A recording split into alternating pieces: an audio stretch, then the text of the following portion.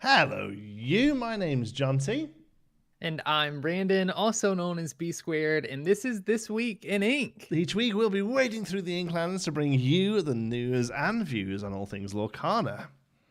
Coming up, we actually don't have our weekly features, such as Main Street Market Watch and You Made Me Ink. You'll have to tune in next week for that one.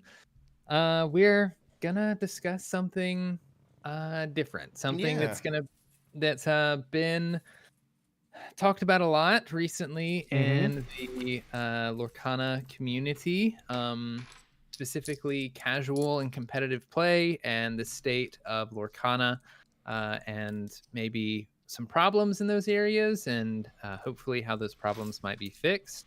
But before we do that, I think we need to say hello to the live chat. We do. Hello, live chat. Hello, live chat. That was terribly out of time, but that's fine. We have 42 viewers, which is nice. It's the answer to Life Universe and everything. Yes, hello all. Welcome, welcome in. Thanks for being here. Remember, if just being here is obviously enough support, but if you do wish to support the stream, you can send a mega chat. What are they called? Super chat. You can send a super chat, and it makes a little bar go at the bottom there. And when it gets to the top, I send half of it to Brandon, so he doesn't get a penny until he hits that 100. I'm eating ramen, guys. Yeah, we're on rice and beans at the minute. But it's great that you're all here. Yes, we are going to have a big talk about casual versus competitive play, what that means, if there's issues with it, what the issues are, and how to fix them. Big thank you to the Illumineers and their awesome live stream, Let's Talk Lorcana. They did discuss this topic in depth tonight as well. So if you weren't already there watching that, make sure you head over and watch the playback of that, because it's really interesting. They didn't solve it, so we're allowed to. No, we still have something to talk about. Yeah, so we'll see how we get on. Also, a lot of people have been asking if we can turn this into a podcast or and make it available through those means. That's going to be something I look at this week. And you may well see that pop up on RSS feeds this week, as long as I can still figure that out. It's been a long time since I've had to do that, but I think I can manage it. So you may well be hearing this through the audio, through the medium of audio, and we're going to try our best to make that work for you. Because I know a lot of people can't necessarily be here on a Monday night. It goes late for a lot of people. It's also like through the night if you're in Europe. So more ways we can offer it for people to enjoy it afterwards. Is a good thing, so we'll do that. But before we do our big discussion, we do cover all the card reveals on here as well. Glimmer Gang, a super chatty one. Thank you so much, the Glimmer Gang. We appreciate your support. Another awesome group of content creators that you should go and check out. Of course, they're getting ready for their March Madness style Glimmer Gauntlet. Yes, like excited for the Glimmer Gauntlet. Yeah. So yeah, we are going to go into card reveals first of all. I'll take the first one because I can see the screen quicker than Brandon can see it. This is a forecasted uninkable action song, a rare song in steel, and then along came Zeus. Deal 5 damage to your chosen character or location. It's been a long week because this feels like a long time ago. It does. Yeah, it does. I think it might have dropped like just after the stream last week. I think like the next morning. I'm pretty sure it was the day after. Yeah. I mean, I think this is, who knew, a good Steel song. I think this will see play. I think the uninkability is offset by the fact that it's singable, and 5 damage hits a lot of things. Whether or not the location bit matters here, I still don't think we know. But yeah, 5 deals with a lot, and I think that's one of the big. If there is a downside to Steel, I think it's that a lot of stuff can outpace it into the mid and end game. You find, especially if you get something like something with resist 2, even smash isn't really doing anything.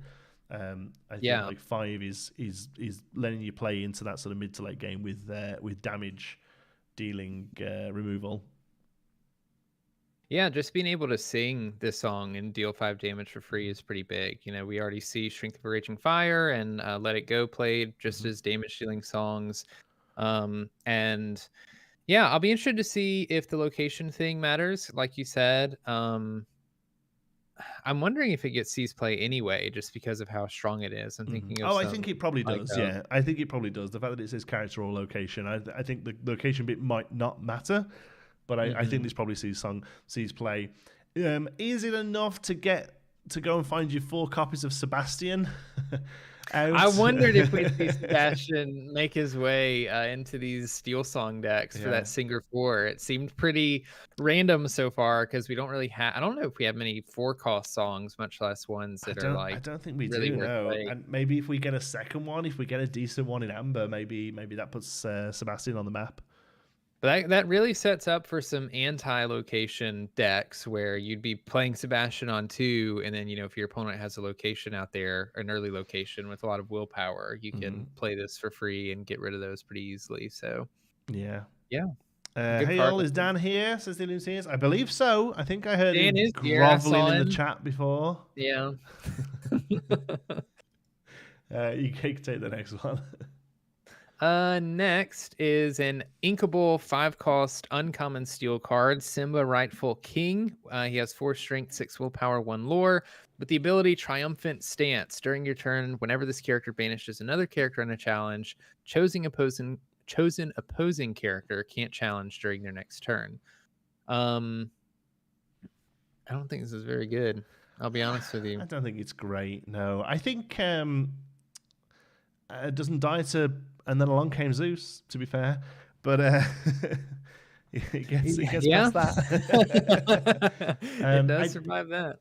I really think that there's a ruby steel deck that wants you to smash into stuff through challenging. And this could go in that. The problem is at the minute the meta doesn't. You don't need to challenge to win the game. You don't need to turn your cards sideways to win the game. You certainly don't need them to turn them sideways in opportune moments when you know they're going to die in return. And that's the thing that's going to be always the problem with this, is that they can just sit there until this is dealt with another way, or until it doesn't matter. But it's an uncommon card. It's not necessarily meant to be groundbreaking. It is what it is. I wish it was chosen opposing character conquest. Is it not? Yeah, it is. It is. Oh no, can't challenge. No, it isn't. Sorry, it's can't challenge. Oh yeah, sorry, not quest. Yeah. Not questing is more of an emerald thing, really. But this. I mean, this. In a perfect opportunity, this kills something, survives, and then survives the next turn because the other thing on the board can't finish it off. So. But that's it. That's it, really. Otherwise, I don't necessarily think it's particularly great. I agree. Next up, then, 2-costed uninkable 3/3 in Ruby Deladuck, Unstoppable Mom, Storyborn ally with Reckless at common rarity. Goat is an uncommon card, yes, but that's a clear outlier. There's a lot of good uncommons, but they don't all have, they're not all going to be bangers. Which I don't think this one is either, really. The uninkability of this just makes it probably not seem like play.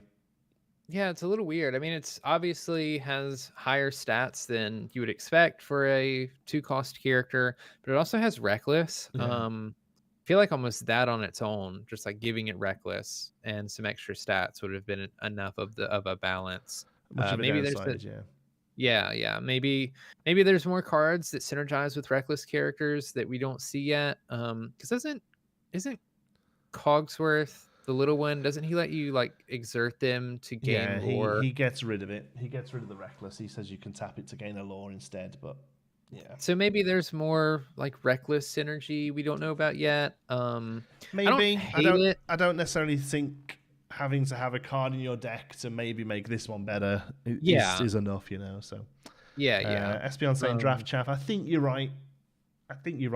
It is in draft. This is a removal spell.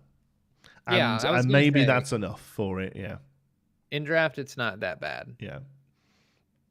All right. Moving on. Next, we have an inkable 2-cost Ruby card, common Ruby card, Jim Hawkins Thrill Seeker with 2 strength, 2 willpower, and 1 lore. Vanilla card. Really cool art. Yeah. Everybody thought he was Queen of Hearts when he was absolutely. When you blur this guy, he looks like Queen of Hearts. But really cool art.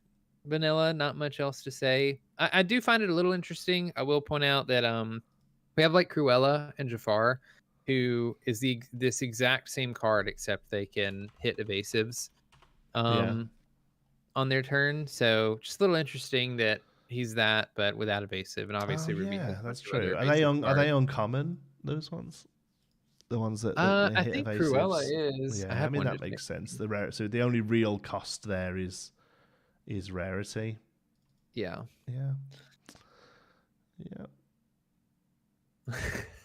Okay. Not much else to say about it, I don't think. No, not really. I'm just finishing one thing. I'll go ahead and answer. Travis Collectibles says, what are some enchantments you both hope to see? I know Brandon is completing them all eventually. I'm not completing all of them, Travis Collectibles. I'm just doing the first chapter.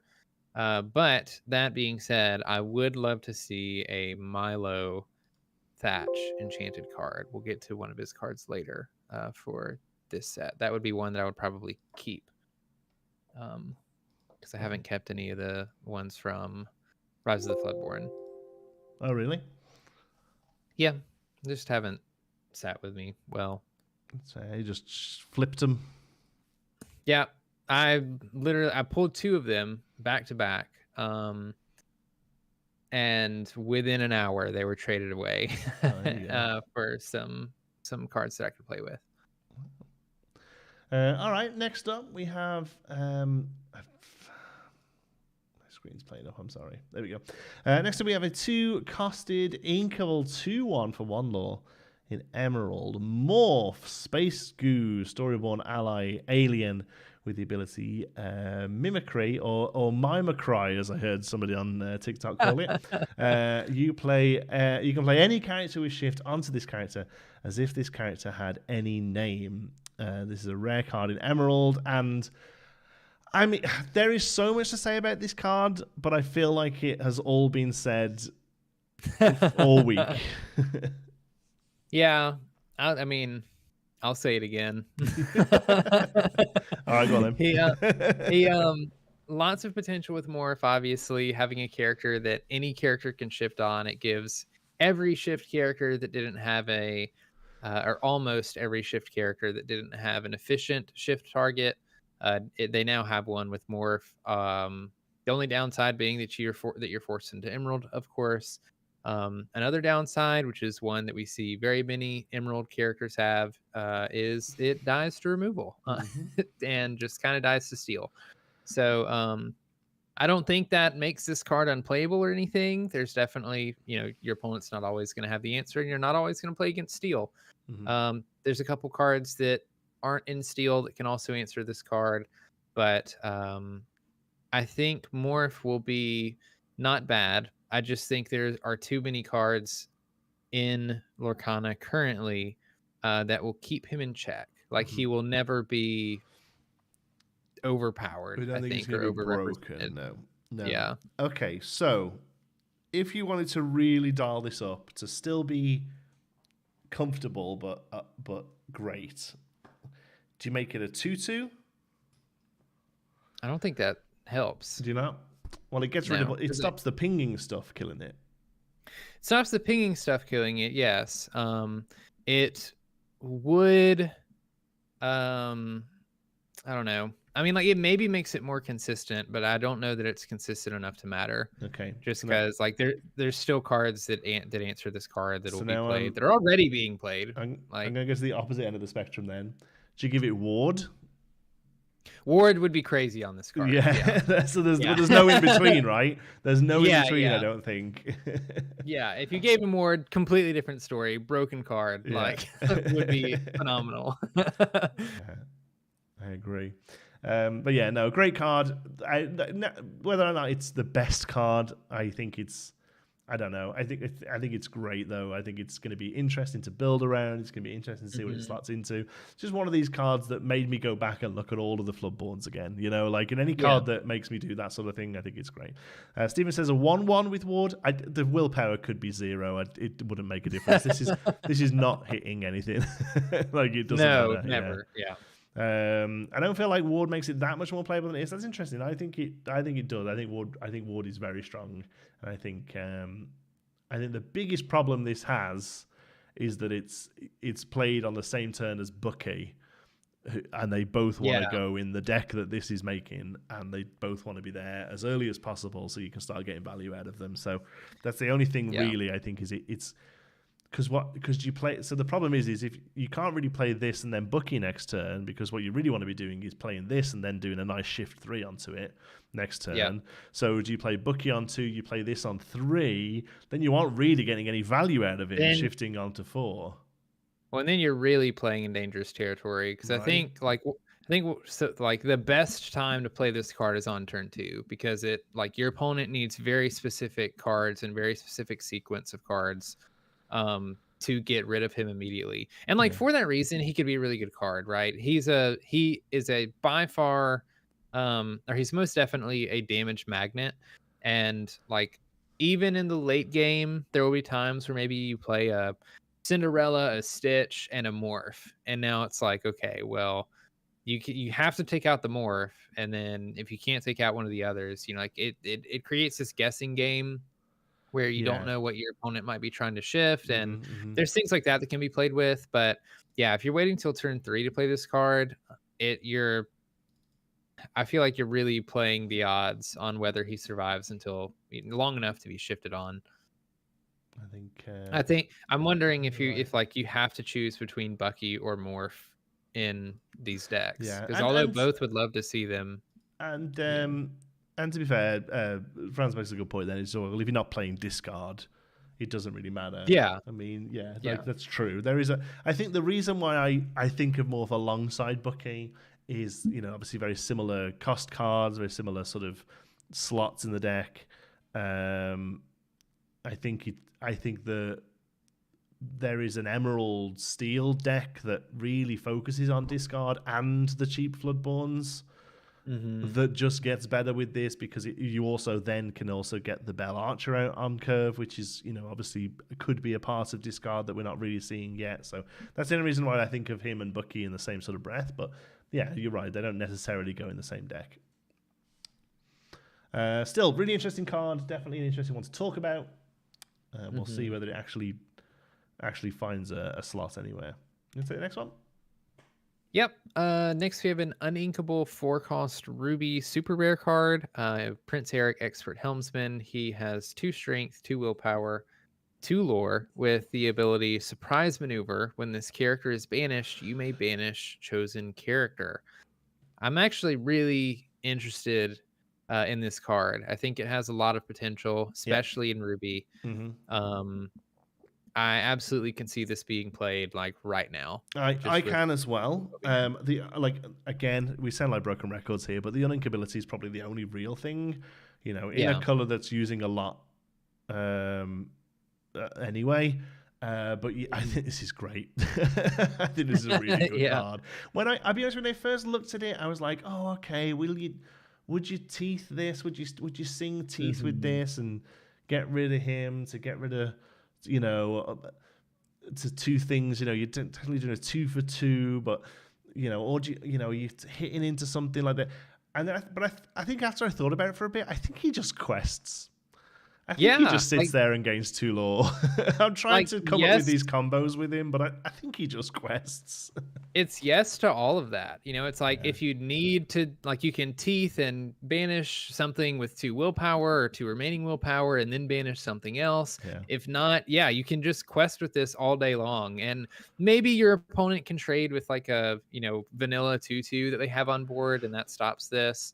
Yeah. But yeah, you just quest with this all day long, or you can run him into, like, it stops your opponent from questing if you leave this up too, because if they quest with anything that banishes Prince Eric when he challenges them and they have a threat on board, you can just run him into that thing and then banish the, you know, more threatening thing. The bigger thing.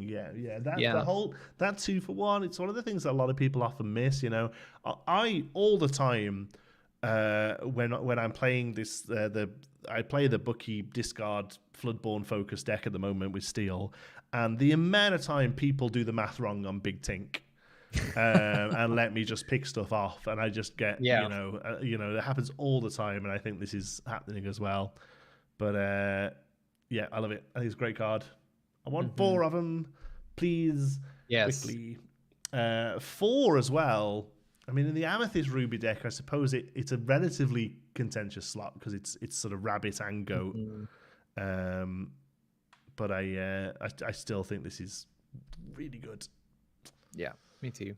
All right. Next up, 5-costed Inkable 3/4 for 2 in Sapphire. Tinkerbell, clever little fucker. What's it called? Very clever fairy. Sorry, that's so little on my screen. Very clever fairy. Dreamborn ally fairy with I can use that. Whenever one of your items is banished, you may put that card into your Inkwell face down and exert it. This is a super rare card that I feel like we've seen for a long time. This is on the gift set. Yeah. And we've seen it for a long time, and then we saw it in full a little while ago. It's kind of been shared as part of the reveal video that they put out the other day. So, but it's pretty good, I think. I think so too. Yeah. I think it fits in the in a lot of the Hiram Flaversham decks that are doing stuff. You know, you can play Hiram on 4, usually banish something when you do that. But the next turn you can play Tinkerbell, and the thing that you banish, if you don't care about recurring it, you know, you can just continue to ramp even further with the items that you're drawing. Like, you're drawing 2 cards and you're ramping just in one turn and developing a board. So I think it's not bad. No, I think it's pretty good. And you say you play Hiram on 4 and possibly getting rid of something. Like, if you're not, you scoop. Like you need Haran there to be triggering that, right? So people saying quarter for the swear draw. I'd be bankrupt. I'm sorry. I do apologize for the odd curse word that slips out. You have to remember, I'm British. We use this stuff as like full stops a lot of the time. So I apologize. But at no point did we ever say that this is a family-friendly show. This is a late-night show, yeah, right? Exactly. It's 10 p.m. here. But yeah, I think it's interesting. I think there are definitely sort of 2 ways that the item deck looks like it might be going. You've got that recursion build with Nick and the Pubsicles and then into Tamatoa, or you've got the ramp build that maybe looks at capping out with things like Bell and Tamatoa. So yeah, it's interesting. Yeah. And it's pretty good, and it's going to be. And I think it's very playable in the item deck. I think it's very easy to get hold of 4 of these. So I think, yeah. All right, next one. Next, we have Audrey Ramirez, the engineer, an inkable 5-cost rare sapphire card, 2 strength, 5 willpower, 2 lore.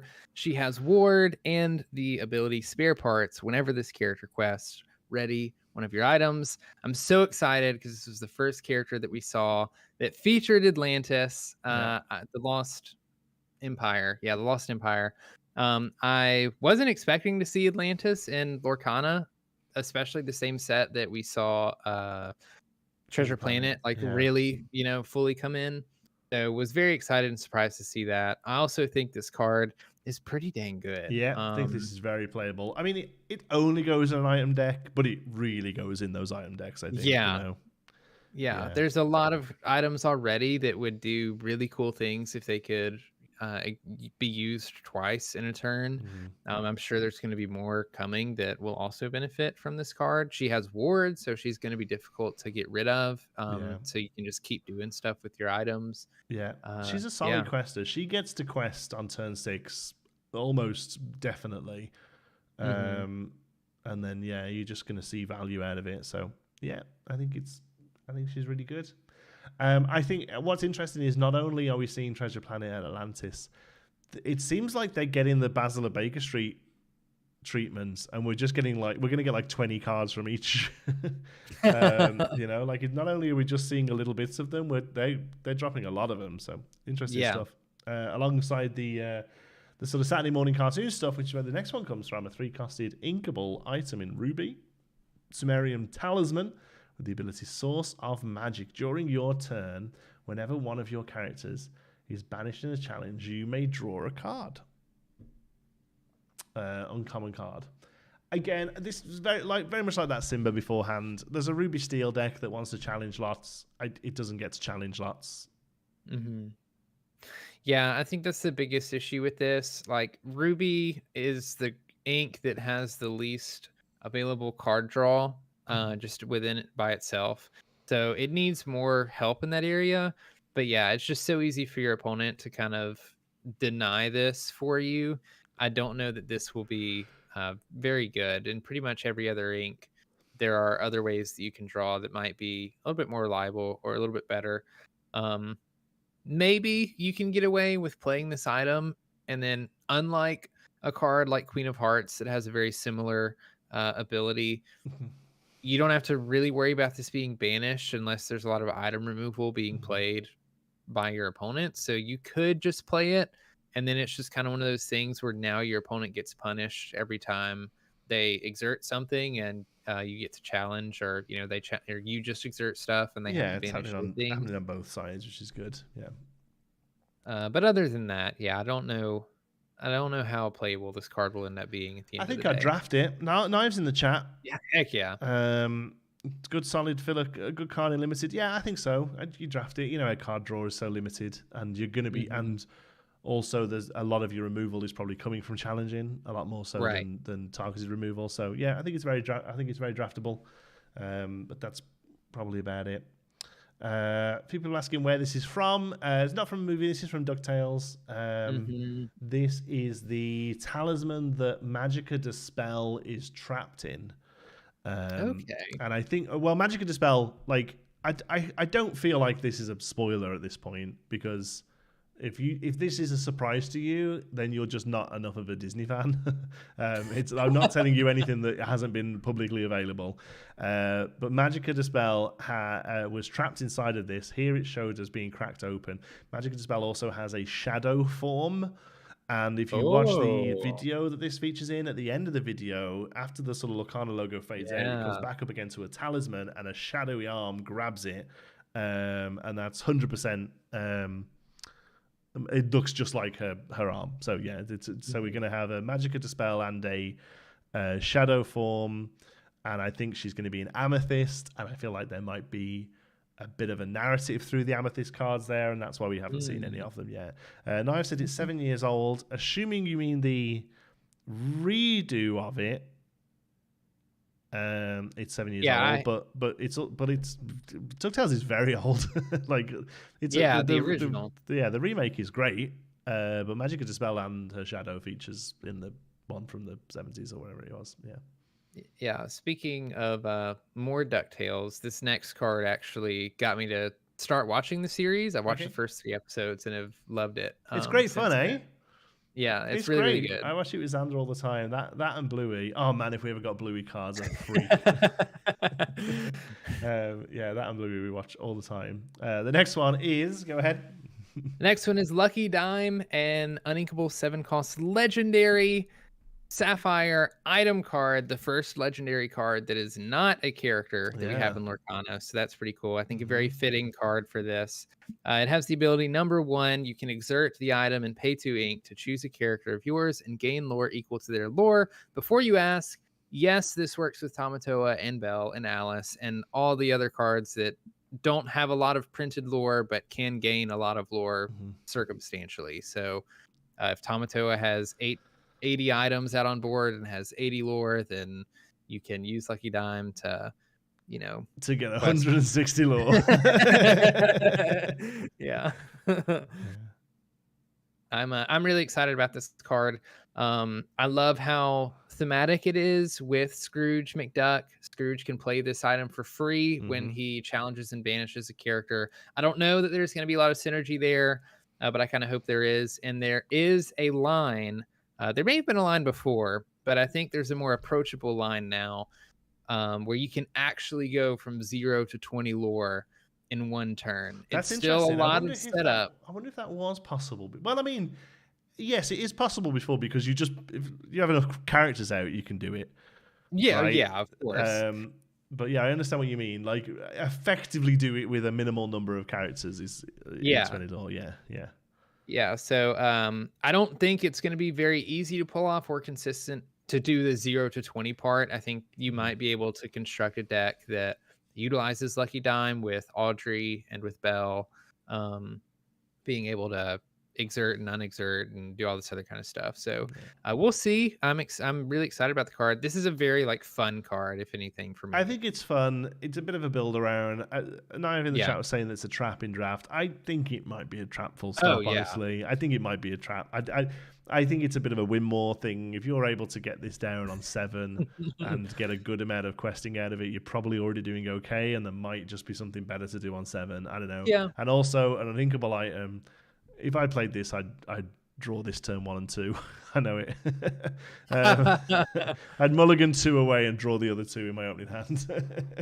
Yeah, definitely it feels bad if it's just sitting in your hand. That's why you play Fishbone Quill and stuff. Yeah, and you do in this deck as well, right? Yeah, maybe it's I don't know. I think it's a bit of a win more card, but it's very interesting. I guess I'm fine with legendary cards not being characters.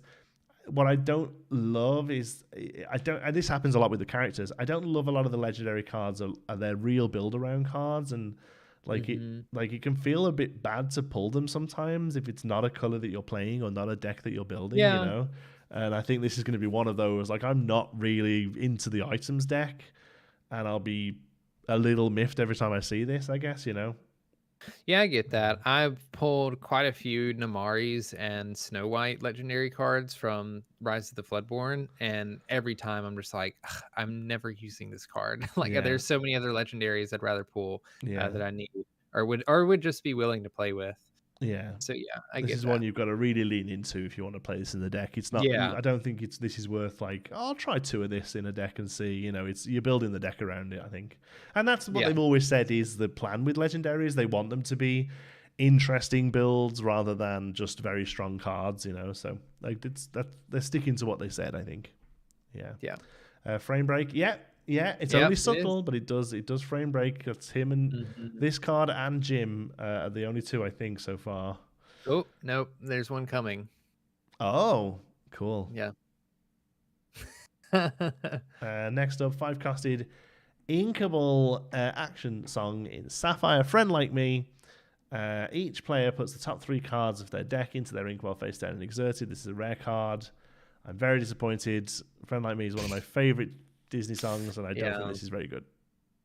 Yeah, I feel the same way. I was hoping Friend Like Me would absolutely slap, and I'm pretty disappointed in this card. There's not many ways that I can see this card being very good. The only thing that I can come up with is a deck that specifically plays around it and plays a higher cost curve, and you play this card, and no matter what, your opponent gets to use it before you can, and hopefully you have higher cost characters that can do better when they hit the board than your lower curve characters that your opponent has. And maybe this is something to be said about my play style. I'm not a huge fan of the big Sapphire bomb things, right? It's not a deck I enjoy playing. It's not a deck any deck for me where it's ramp early into big stuff. I draw the big stuff. and not the ramp. Like that's just, like I always feel like that's like the deck just comes out opposite for me. There is always going to be somebody who says, "Oh, but what about Druid in Hearthstone?" That like it's basically like ramp. Yeah. And that's always like this does a lot of this sort of stuff. Druid gives you all resources, but it gets better value out of it. And maybe that's what this is. I don't know. I feel like we need to see another card that maybe says yours don't come in your ink can't be exerted or something, or you know, if like I said this on my video, if an opponent is to ink a card after the first, they don't or something. I don't know. Yeah, I'm not into it. I also with 4 of these and for Whole New Worlds, you can mill 40 cards. Yeah, you also mill yourself for 40 cards though. So I still don't think mill is viable. Hearthstone, there we go. Hearthstone teaches me that this will be good at some point, if not immediately. Maybe we need other parts for this to make it good, I think. I agree. All right, next we have an inkable 1-cost Amber common card, Kida Atlantean, a vanilla 2 strength, 2 willpower, 1 lore character. She is a princess, which is pretty cool. So maybe some synergy there. And I love the flavor text. It is in Atlantean script for anybody that's not familiar, and it actually translates into "Welcome to the Inklands," which is super cool flavor win, I think. Yeah, I think it's awesome. Again, it's just another one of those little attention to detail things that just shows you that the people who are making this game either really are invested in the Disney IP, or they're just really good at faking it and they know what we want because they're just nailing it. I saw that. I showed this to a friend and I was like, "Look at this," and they said, "Oh, they're doing Japanese now." Oh no! I was like, "No, it's Atlantean." It's Atlantean, you fake Disney fan. Wow. So, I mean, don't get me wrong. It's not like I could read it straight off, but I knew exactly what it was when I saw it. You know, this is fine. Like whatever. It's a new dog that you're not playing right now. But the princess is always worth paying attention to, I think. And you know, I'm assuming we get a Floodborn as well at some point. Yeah. I was gonna say there might be a shift target coming. All right. 4-costed uninkable Heart of Atlantis. This is an item in Amber. Life Giver. You can exert this and pay 2 less for the next character you play this turn. This is a rare card. This is Double Lantern. Yes. Double Lantern. Twice as bad. I don't know if that's good. I don't think it's good. I don't think it is. No. I don't think it is. You can play 2 Lantern. You can get 2 Lantern on board before you can get this on board. I don't know if that's any good though. Maybe in a low to the ground deck it's fine. But yeah, I don't know. I just don't think it's worth it if I play Lantern and the Lantern gets banished versus if I play this and this gets banished. At least I didn't sink as much ink into it. It would be like by the time I'm playing stuff on turn 4, I feel like I need to be doing more than playing. Yeah. Is this Atlantis, that's the thing is are you saying that your turn 4 is this plus a 2-drop? Technically, you can play a 2-drop for free on the same turn as this. So is your turn 4 this and a 2-drop and an explosive turn 5? Is that okay? Is that playable? I feel like turn 4 is kind of key in this game. Yeah. But yeah, I don't know whether this and a 2-drop plus a big turn 5. I don't know if that's good. Yeah, I don't think it is. It's not fixing a problem that Lantern doesn't already handle. Yeah, it's a good way of putting it, I think. Google, you're right. It does look really cool. Yeah, the art is incredible. Because this, if anybody's seen Atlantis, they'd know how freaking powerful and crazy the Heart of Atlantis is, and to be put on an item like this is just I don't know, man. Yeah, it's a shame. All right, next up we have an uninkable 3-cost super rare in your accent. This is What? This guy's name is going to sound great in your accent. Oh yeah. Okay. We have an unequal 3-cost super rare emerald card. Lyle Tiberius Rourke. Lyle Tiberius Rourke. He has 2 strength, 4 willpower, and 1 lore with 2 abilities. The first one will now when you play this character, chosen opposing character gains reckless during their turn. Or during their next turn, and then thanks for volunteering. Whenever one of your other characters is banished, each opponent loses 1 lore. I actually think it's a pretty okay emerald card. Yeah, I do as well. It's uninkable. It is pretty synergistic with a lot of stuff that Emerald's already doing, which is, I like to call it like anti-challenge. It's probably not the most effective word for it, but it's like if I play a Flynn Rider on 2 and then I can quest Flynn Rider and then play this on 3 and force one of your characters to, run into him and discard a card, lose lore. That's not bad. And it's also kind of a counter to a lot of the other board wipe stuff. Yeah, we went through the weeds on this one in one of the many Discords we're in. But we went through the weeds on this one regarding what happens when Be Prepared is played, and it plays out how I felt it does. You can make him see everything else die before he does, and trigger that law. Now, it's not necessarily the be all and end all against something like Be Prepared, because let's be honest, when a Ruby Amethyst deck is playing Be Prepared, they're most likely just getting ready to start really gaining some lore, and this is maybe putting them back to 0. When they were at 2, that it isn't necessarily a big problem for that deck, but I do like a bit of Be Prepared insurance, which I think this does. I think I'd play this over Cheshire Cat. That's probably the other 3-drop that's doing a similar kind of job. That sort of I'm going to quest you, deal with it kind of thing. So I think so far I think this is pretty playable. Yeah, I agree. Next up. A goon in Emerald Milo. It's what it is. And it's a shift target for the next card, I guess. Go ahead. Yes. Okay. So the next card, inkable 7-cost legendary emerald card, Milo Thatch, King of Atlantis. He has 4 strength, 4 willpower, and 3 lore. Shift 4 with an ability, take them by surprise. When this character is banished, return all opposing characters to their player's hand. This is the other frame break card, by the way, the little tip of his spear. Oh my God, look at that. Frame breaks the card. Yeah, just a little bit. Yeah. I wouldn't know that were it not for the Illumiteer stream. Thank you guys right before this. I had not spied that. I want this card to be so good, I just don't think it is. No, there's so many ways this can be used against. Let's play a game. Okay. You could add 2 words to this card and it would become very playable. Oh God. Okay. 2 words that feature on other cards. Yeah, there are some cards that say it, I'm sure. Don't look at chat. I'm not looking at chat. I'm not looking at chat. I'm looking at the card. And it's not coming to me, so I don't know. You may are the 2 words you add to this card to make it playable. Oh, yeah, sure. Yeah, when this character is banished, you may return all opposing characters to their player's hands. And that's what's... I totally forgot about that, but remember when going over this card, I realized that, and I was like, "Oh, this is horrible." Yeah. It's such a small difference. I can't choose if this happens or not. Yeah, really bad. It's such a small difference because otherwise, it's got everything going for it. It's shiftable.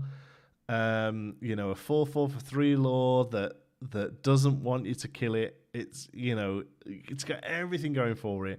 But the problem is, you top deck this and play it on 8, and they drop a Maleficent Monstrous Dragon. They kill this, they pick up the dragon and say, go ahead. Yeah, like they quest with everything, they trade with your whole board, they do everything they want to do, and then say, thanks for giving it all back. Yeah, let's start again. It all again. Yeah. It's a shame because it's a really interesting build. It's great to see what I would call a Cyclonic Rift. That's the magic card that does this, bounces everything back. But it's a shame. It just needed to say May because then I think it would have been very playable. Yeah, Never mind. moving on. Another shift target for that card, a 2-costed inkable 2/2 for 1. Another Milo Thatch. This time he's Spirited Scholar, Storyborn Hero. I'm your man. While this character is at a location, he gets +2 strength. So a conditional sort of challenger weird thing going on. This is chaff, I think. Yeah. Even if locations are pretty good, it's just it can pretty easily get sniped, and that might or might not be relevant in the meta. The fact that we have its shift target and its shift target isn't great also makes me think it's not going to be worth playing usually. So, Darrell says going back to hand isn't a plus unless you're playing versus Merlin Mim. I disagree. I think there are a lot of times I will happily take stuff back to my hand. I'll take my Giant Tink back to my hand all day long. I'll take my Genie on the Job back to my hand all day long.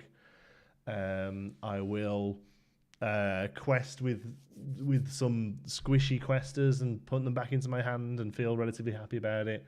Yeah, I don't think necessarily putting stuff back to hand is always a good thing. No, that's why I think it needs a May, because it'd be nice to. It'd be nice to do it, If we see a time where things being bounced are banished instead, I could see a world where Shift Milo isn't dog water. I mean, that's just making up a really good card to make it better, right? Like, even if you just think of it as this on place character did its thing and now it's ink. Yeah, exactly. I had this on curve. It's done what it needed to. It's starting to get outvalued now, so I'll take it back and ink it. I mean, how many times I've really enjoyed Bibbity Bobbity booing a Floodborn back just to ink the little target and then replay the Floodborn hard cast it. It's great. Yeah, Tremaine. Yeah, there's loads of good ETB cards that you don't want that to be a May version on. Anyway, we've moved on from that. It's called speculating. No, it's called making shit up. All right. Oh, geez. Go ahead. Okay. Now we get an inkable 3-cost common steel card, Helga Sinclair, right-hand woman, a 2 strength, 4 willpower, 1 lore with challenger +2. Y'all, I know she's not like the best card in the game, but she's the a best great card in my heart. Yeah, turns out Brandon's a big fan of Helga. I love Helga, one of my favorite characters in Atlantis. Was very excited to see that she was in here for this set. So yeah, I'll take Helga all day long. I bet you will. She's and like you say, she's not necessarily a meta define down Brandon. Everyone in the chat is saying, she's not like a meta define or anything, but I think she's playable. I mean, we now have a little curve of these, right? We have Forceful Duelist on 1. We have oh man, whatever Prince Eric's called on 2. Yeah, I don't remember. And now we have her on 3. And again, these very much they can go quite well into that steel ruby wanting to challenge package. Yeah. But if not, they just challengers hold their weight. They serve a role in decks, and I don't know whether by 3 you really want to start instead worrying about your own board and what what I mean, what you're doing. Yeah. Challengers are mostly there as like this sort of slow removal. They sort of like, I'm going to put this down, and then what? Chad is cracking me up. Y'all need to stop. Sorry. Yeah, you're totally right. That was the same thing that I was thinking too. Like, the whole reason that Captain Hook and Prince Eric are pretty good is because you can play them on turn 1 and 2, and it kind of stalls your opponent from doing a lot, unless they're willing to sacrifice, whatever character's on board. And by turn 3, it might be a little bit too late for that. But I don't know, maybe not. A theoretical 4/4 for 3 when going on the offensive or defensive, however you want to consider that. Offensive, maybe because that's correct. Challenging, Yeah, I think so. Just found a console that has packs today. Been searching in SoCal, I guess that is, so hard to find them. Well, good job, Satoshi. I'm very happy. I hope you don't flip them as your name suggests you're going to. I'm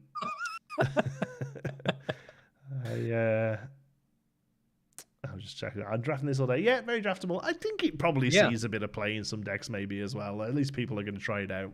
Again, Eric and Hook have both found spots, so I think this probably does as well. Yeah, I agree. I chat little with Down Brandon before I knew why. Well, yeah, now you know.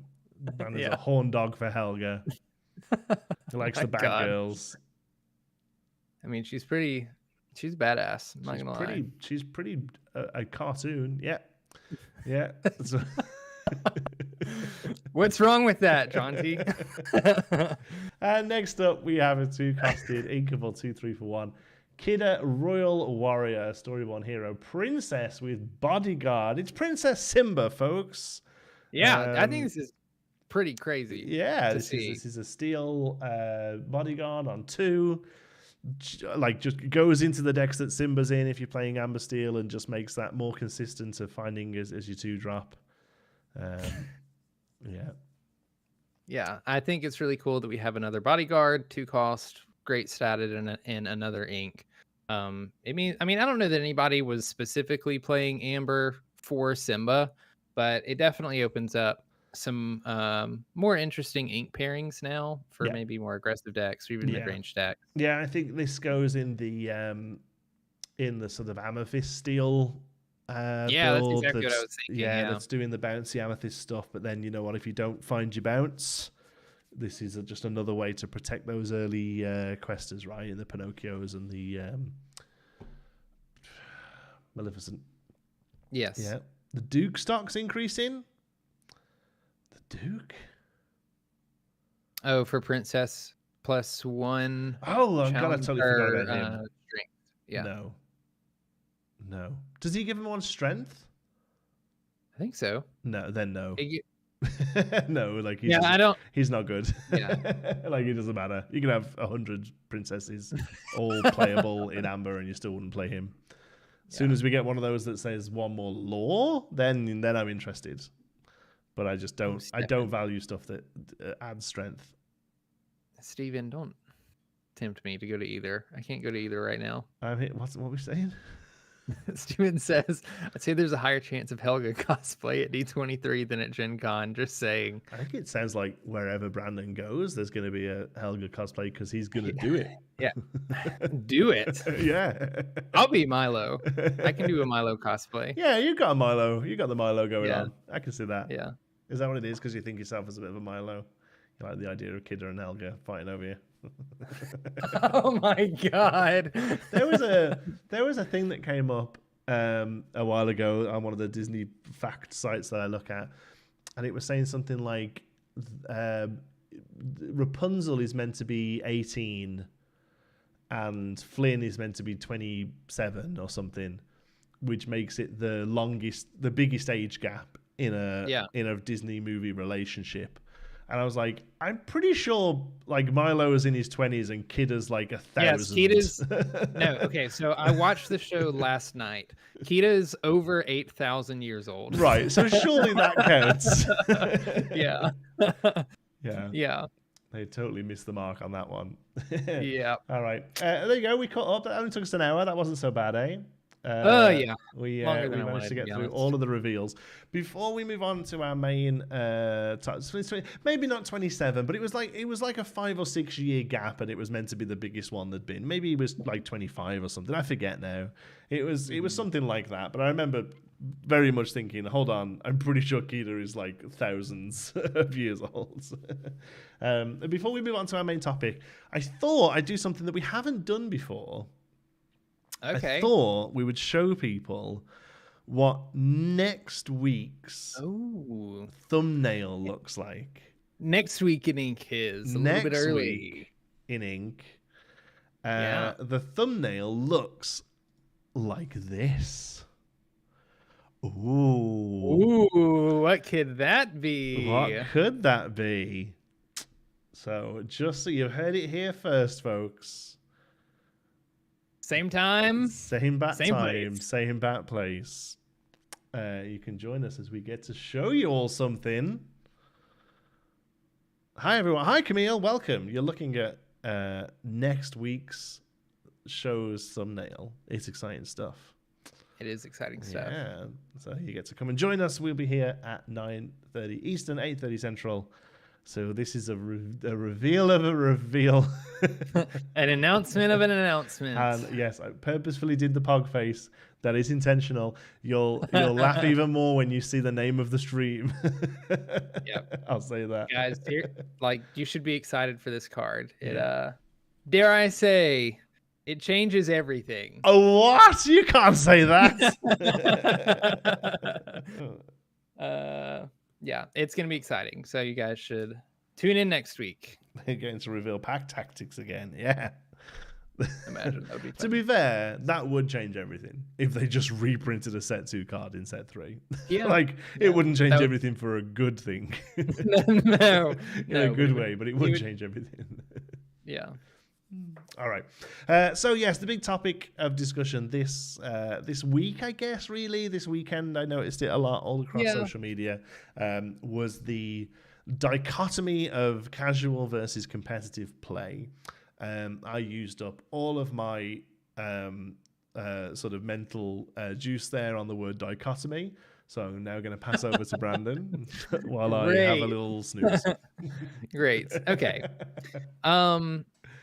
In case you're not on Twitter, I think it's been primarily on Twitter.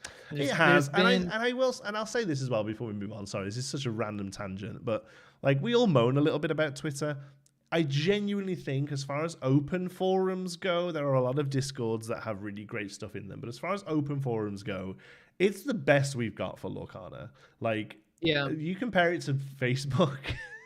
Which is an absolute cesspit. The Lorcana Twitter is actually pretty good. Yeah, it's been pretty good. All right, carry on.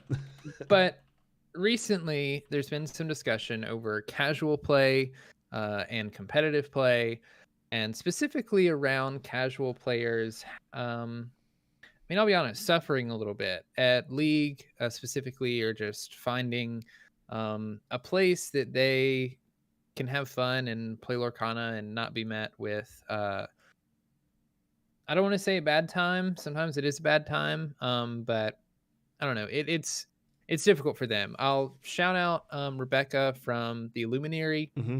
She's one of the best casual content creators in the space right now. I think I'll just go ahead and say that she does great on Instagram. She's also on Twitter. I think it's at the Illuminary on Twitter. And I think if you look up Lorcana Illuminary or something similar, you should be able to find her on Instagram. Give her a follow. But basically, she made a tweet about how she essentially wouldn't feel comfortable sending a new player to her league because she knows that they would be met with sweaty players, for lack of a better term that I can come up with right now, and they would, if they showed up with a starter deck, they would probably be stomped into the ground, honestly, and just probably generally not have a good time. And I also want to preface this and say, this is not the first time that I've heard this. This is just the first time that I've seen it be posted on Twitter, and then I quoted it and gave some thoughts on it. And it sort of exploded into a large conversation. There's another group of very lovely people, Live Laugh Lorcana, Katie and Becky. If you guys don't know who they are, they're a group of sisters who have a podcast that I think is also one of the best places in Lorcana content, specifically for conversations like these. They do a really, really awesome job at having just hard discussions about what it's like for minority groups in TCGs, and lots of good discussion happens in their Discord. And before we even get started on this conversation, I'm going to make it clear that a lot of my opinions and a lot of my thoughts on this are completely based off of what I hear listening to them, what I hear talking to my other friends that are all across the country who play this game in different leagues. not specifically what comes from my league. The reason I say that is because my league is lucky to get 3 people to show up regularly to play the game. So the state of the game in regards to how fun or acceptable or inviting it is for people when they walk in, we don't even have enough people coming to the store for that to be an issue right now.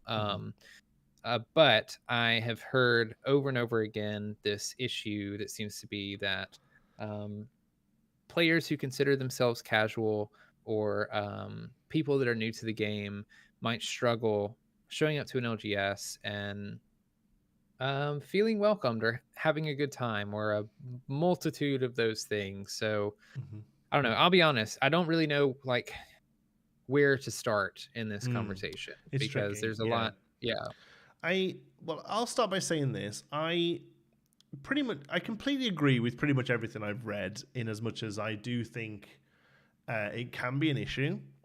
And I do think that in some part, every aspect of this up the chain is partly responsible. Be that from the players to the stores and the sort of event organizers up to Ravensburger themselves. And I feel like there has to be changes made at each level to see any kind of larger effective change here. The other thing I will say, though, and a lot of people might maybe be surprised a little bit by my opinion on this, because I am a big proponent for casual play and getting new players and sort of not traditional TCG players into my store. I think we have to remember that first and foremost, Lorcana is a competitive game. It is a game in which 2 people sit down to play, or 3 or 4 people sit down to play, and one of the people will win the game. That is, by its nature, competitive. And I think that's one thing we have to kind of get out the mindset of the idea that there are 2 pods of people. There are competitive players, and there are people who never care if they win. And they are casual, and that's not right, and that's not true. And I think we have to be very careful not to get into that mindset that there are people who want to win and there are people who don't care about winning, because everybody likes to win. That's why they're playing a competitive game. And I will also say that on the whole, I don't necessarily think this is a huge problem that needs corrective measures, in the same way that I don't think it's fair. It seems to only happen in TCGs or maybe physical games. I don't hear anyone with a podcast about Fortnite saying it's not fair for people who start playing Fortnite who get stomped over. Because that's what happens. If I loaded up Fortnite now, it's a game I've never played. I'm pretty sure 100 people go in and it's like a battle royale until one's left. I would be number 100th. And if I cared enough about it, I would play again and I would be number 100th 50 times. And then maybe on the 51st time, I would get 87. And if I cared enough, I would keep playing until I got good at it. And I'm not saying get good scrubs, but I'm trying to remind people perhaps that competitive and casual is more of a mindset and more of how you present yourself to other humans than it is anything to do with how strong your deck is. Yeah. There's a lot of discussion specifically around this casual versus competitor or versus competitive. And a lot of people attribute that to specific people. A lot of times it can villainize competitive players, which, I don't think we need to do, for the same reason that you mentioned.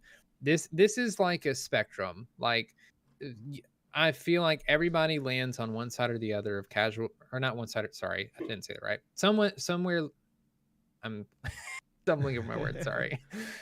Everybody lands somewhere in the middle between casual and competitive, and you're going to lean further on one side or the other. And like, that can change, over the course of a couple matches. It can change over the course of a couple days, weeks, whatever. And so I don't think it's fair to have this conversation in the context of casual players versus competitive players, and the one group's taking over league and the others can't play. Although I think stuff like that is happening, where players who like to be more competitive might be dominating leagues across the country and making it more difficult for players who are newer and are a little bit more casual in nature. Everybody has some amount of casual and competitive mindset. They do. Mindset. I completely agree with that, and I think what I don't think the fix is what a lot of people saying the fix is, which is we'll have 2 events. And you don't think that's the no, fix? I actually don't. I don't think people walk in and you're stood there with a checkboard and you say, are you a competitive player or a casual player? Because it's like asking somebody how strong their deck is. There's a meme in Magic, in Commander, where there's like the power level of a deck, and everyone says their deck's a 7. Like a 7, yeah. Right. Okay. Yeah. So that's the thing. I don't think asking somebody, are you competitive or are you casual, and saying, well, you come on a Thursday and you come on a Friday, or you sit in that half of the room and you sit in that half in the room. I'm not saying that you shouldn't offer a different options for them. We personally have our league every Saturday morning that is considered casual, but then every other Saturday alongside that league we have a prized tournament, and that's either just a Swiss tournament where you play your regular deck, or we do a draft. And the best way I can describe this practice is to go back to Magic for a moment. On Friday night, we have our Commander nights, and we used to say when people walked in, are you playing in casual or competitive? And casual is a free event where we put you in groups of 4 randomly, and you play your decks. Competitive is you all pay $5, and everyone who's paid $5 plays at tables, and whoever wins that table gets however much money worth of prizing. Basically, if 8 people play, we've got $40, and they get packs worth up to $40. But we stopped calling them casual and competitive because the difference isn't casual or competitive. It's free or paid. Because there are people in the free tables who are trying their hardest to win the game, despite there being nothing to gain, because they enjoy spending money on strong cards, they enjoy building a strong deck, and they enjoy beating 3 other people. That isn't a bad thing, and I think that's, as Liam very rightly said in their show before, we have to be careful not to villainize that style of play. It is first and foremost a competitive game. You are trying to do better than the person sat across from you until you win.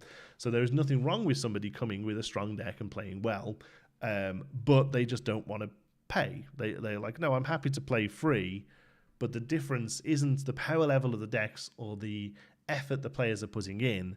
It's the fact that the stakes are slightly higher over here because you've paid a bit of money to play, and therefore there's a prize. Does that make sense? Yeah, I get what you're saying. I don't agree with all of it. I think one of the reasons we're running it or seeing this issue at the moment is because there's just not a lot of ways for competitive players and casual players to like do their own thing. So there's league, and that's where everybody has to play.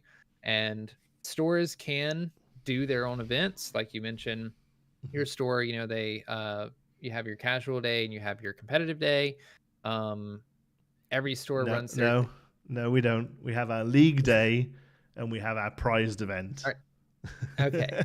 I don't want to sound like a pedant for comedic value, but I genuinely think there is a big difference. The people who are playing in our prized event, if the prized event wasn't on, would be playing those same decks in the league play. Yeah, and I think I think one of the issues right now with League, and I think this is going to move into something a little bit different, is the way it's structured right now, at least the way that like it's suggested to be structured. I wouldn't feel comfortable asking my opponent, hey, could you not play that deck? Because I'm playing a more fun aerial item deck that I know isn't very consistent. And I know I'm not going to have a good time, or like the power levels don't match, right? So like, I'm not saying we compare our decks, I'm not asking somebody what the power level of their deck is, but if somebody brings Ruby Amethyst Bounce to League and I'm just at League trying to have fun, like, there's a lot of reasons why I might not want to play against that person. And there's a lot of stores doing things at League that would either require me to play against that person or like it only makes sense for that person to play like Ruby Amethyst Bounce, a really great deck in the format, and not want to switch to another deck because. Okay. So I think so. What we're getting into now then is how League events are run themselves. And I think that's probably where most of the answers for this issue are going to come from. So I think that's good that we're moving into that now, because I think you're right, and I think what you said then, that last point you said there, that stores are perhaps making it so that people feel like they have to play the strongest deck, and you have to play that person. And I think both of those are where this is falling down, honestly. Because I think there is too much of a focus on the points that you can earn at League, the way you earn those points.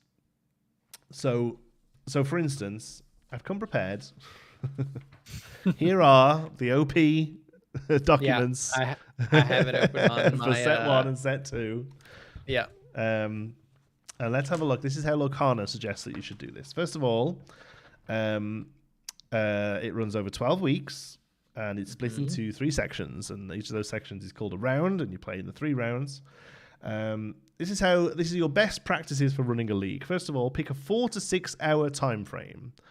I know one other game we run fills that amount of time, and that's a Warhammer 40k tournament, and they are 2.5 hour long games. And they will come out and play 2 or 3 of them. Nothing else we run goes on for that long, not even close. But it does say that participants can drop in anytime during this window, which is fair. But for these stores that are getting maybe 8 people out at best, I think it's not feasible to say you can come between 12 and 6 whenever you like and get your games in, because that's not going to happen. You have to tell people to get there at 12. Right. Okay. And then... Here, where is it? Oh, here we go. Players collect points, win or lose, which is good, and we'll move on to that in a moment, by participating in D&D Lorcana matches, best 2 out of 3. Yeah, I hate this. I hate this. Incorrect. I hope they've been quiet, but for once, I hope they're watching. That's wrong. In a casual format, you should not be expected to play a best of 3. That is a competitive play style. Yeah, I agree. I could leave it there, to be honest, and feel like I've solved it. I couldn't. I think there's still more that's at issue. But yeah, I definitely think that's a big mistake. I hear so much.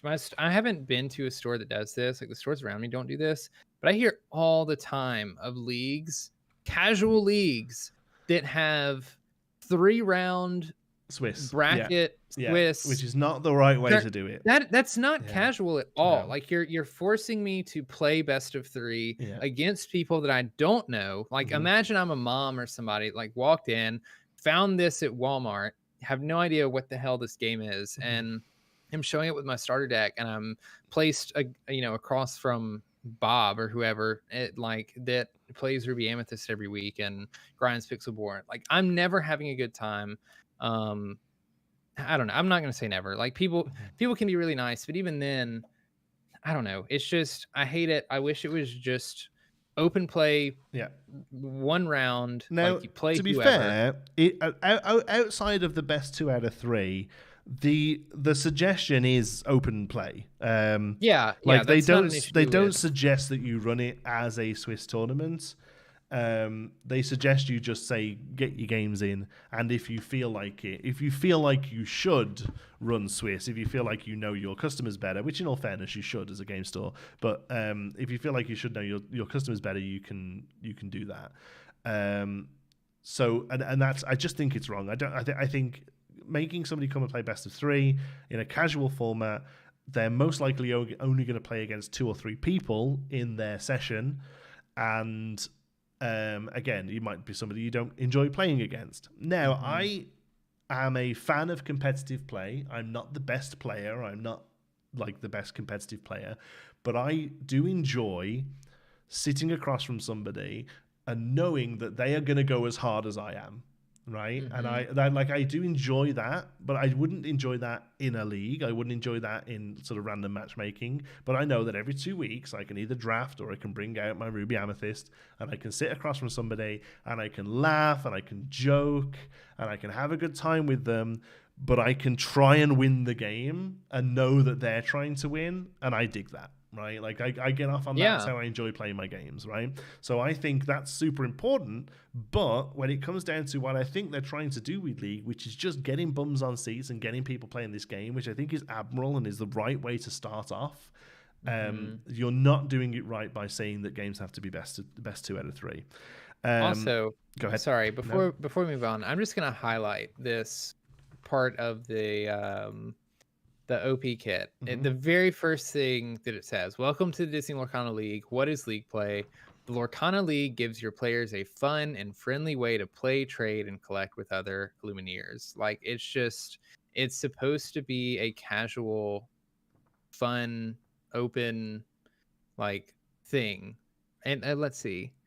Oh, yeah, and then right under it, League play takes place over 12 weeks and is designed for casual play and collectors. Like, we should not be having Swiss rounds, best of 3. No, and I think that's down to that stores that are doing it that way are probably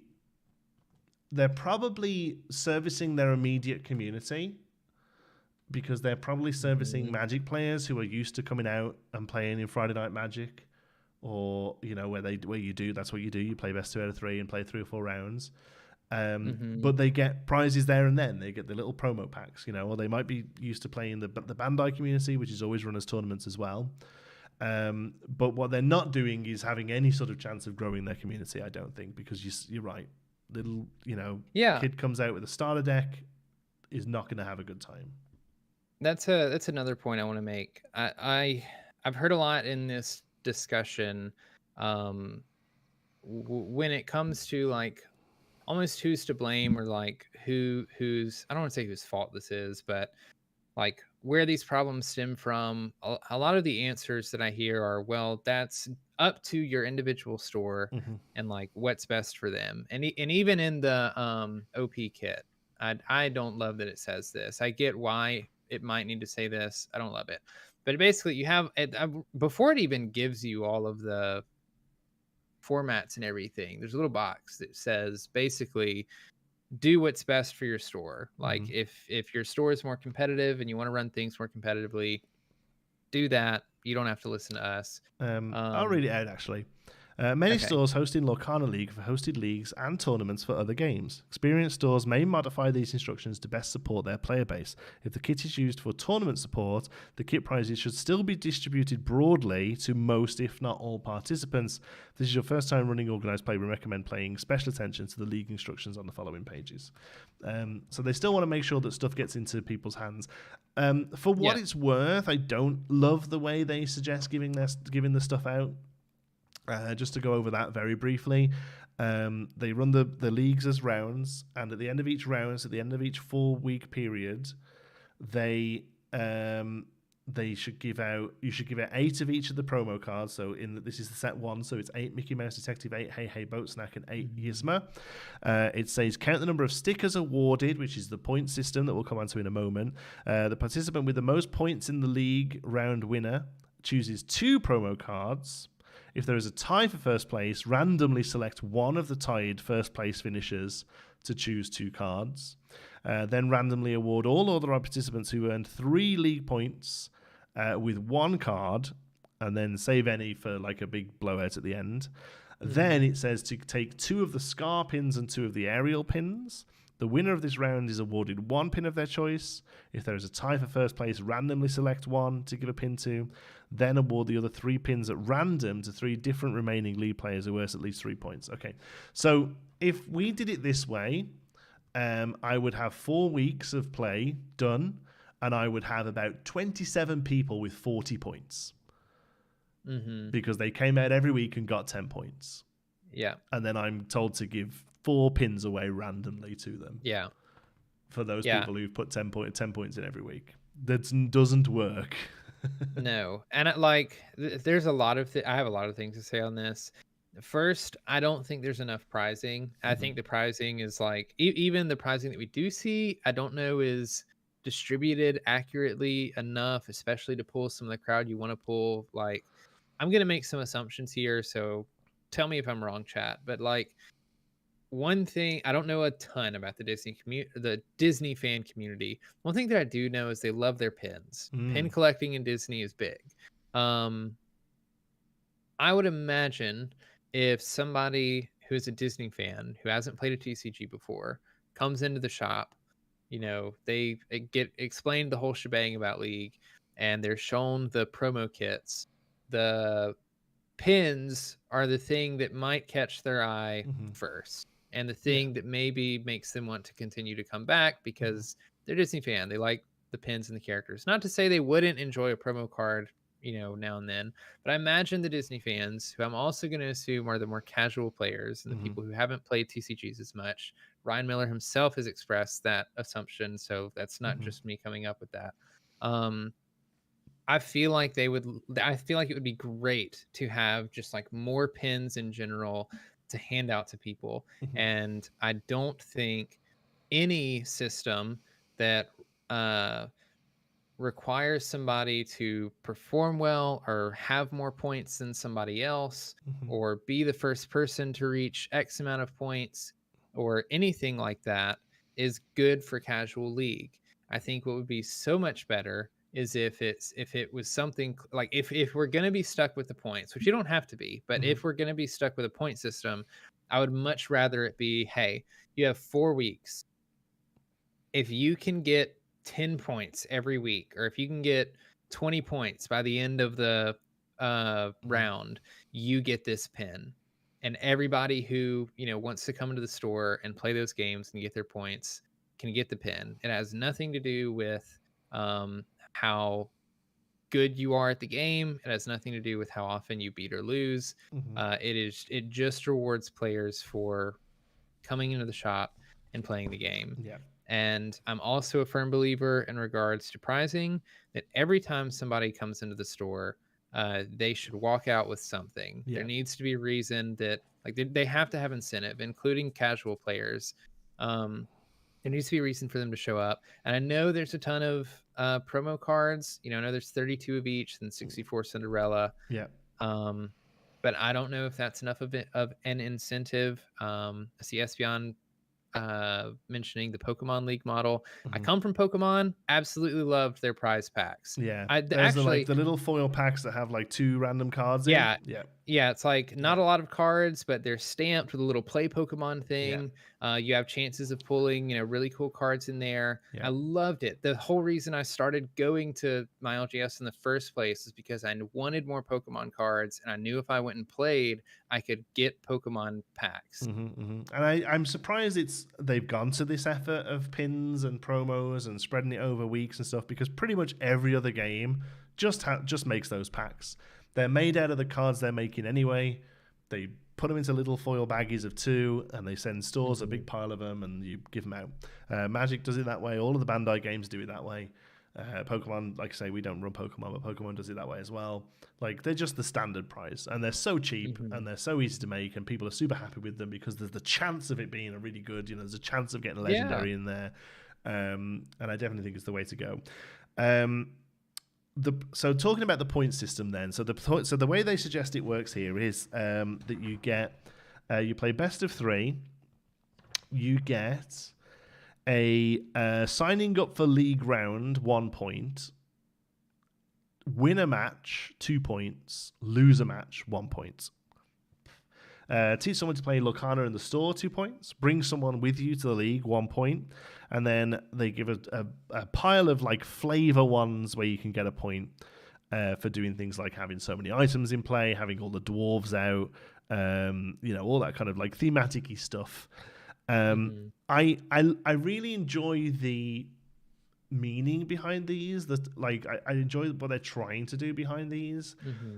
Having points for certain build around decks only works if people can get cards. And so far a lot of people haven't been able to get them, right? So the problem is that have Hercules Pain and Panic in play. Cool. I haven't opened any of them in the 4 packs I've been able to find in Walmart, right? So I like the idea behind these. Unfortunately, I don't think they've been. It doesn't really align very well with the fact that the availability has been limited. Maybe that gets better as things move on. So whilst I don't mind the point system, you have to work this point system knowing that a good chunk of the people will come out and will get their 10 points. They will play the fun out of this game to make sure they get their 10 points. And you have to try and make it so that the way they get those 10 points isn't too grindy for both themselves, because they'll end up resenting it despite them coming out to do it every week, but also other people as well, right? So so go ahead. I think that the moment you assign wins more points than or any extra points than you do a loss, or just playing a game, we're stepping into dangerous territory for that reason. Because although you're right, there are other options. Like part of me likes that they have these other fun challenges for people to do and try to get points for. I think each of these challenges gets you an extra point. And so the argument that first of all, I don't know that leagues even pay attention to this. I know that mine doesn't. We get an extra point for wearing Disney merch. We get 2 points for a win, 1 point for a loss. I'm going to try not to go on another tangent on multiplayer sucks for this, heavily. It really sucks for this because it's a huge time suck.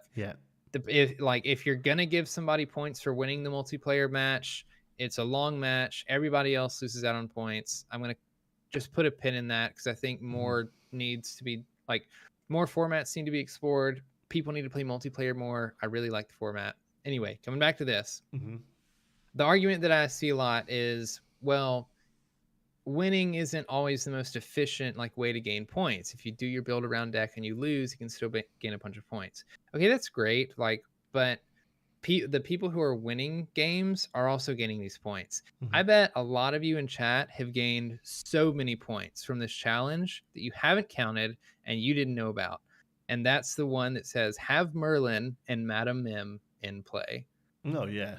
The best deck in the format does this an infinite number of times each game. And so even if you're playing against Ruby Amethyst and you're losing, but you're playing your theme deck because you're going for points another way rather than through wins, it's still inefficient because the winning, the most winning efficient decks are still getting these challenges done.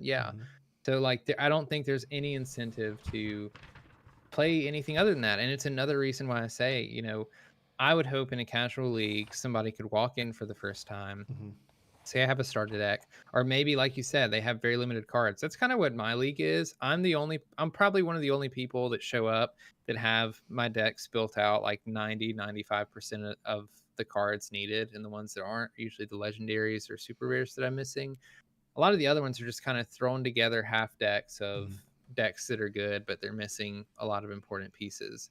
And I want people like that to be able to walk in and say, hey, I only have this half-built deck. Would you mind playing something that's not as refined so that we both can have a good time?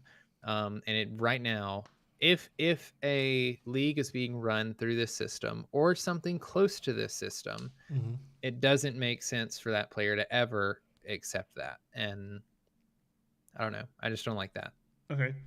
So I thought I would kind of put myself out there a little bit and show you all our league sheet. So you probably won't be able to see this very well. I wasn't clever enough to make sure I had a digital version of this because this has been made in the store, but I can read it out. But this is something I've made, and for me at least, and for our store and for what we want to get out of the game, I feel like it. Again, for us, I feel like it fixes a lot of the problems that people might have with League. All right. So, first of all the games are best of one. Great. Not only are games best of one, you only earn points from the first time you play somebody. Okay.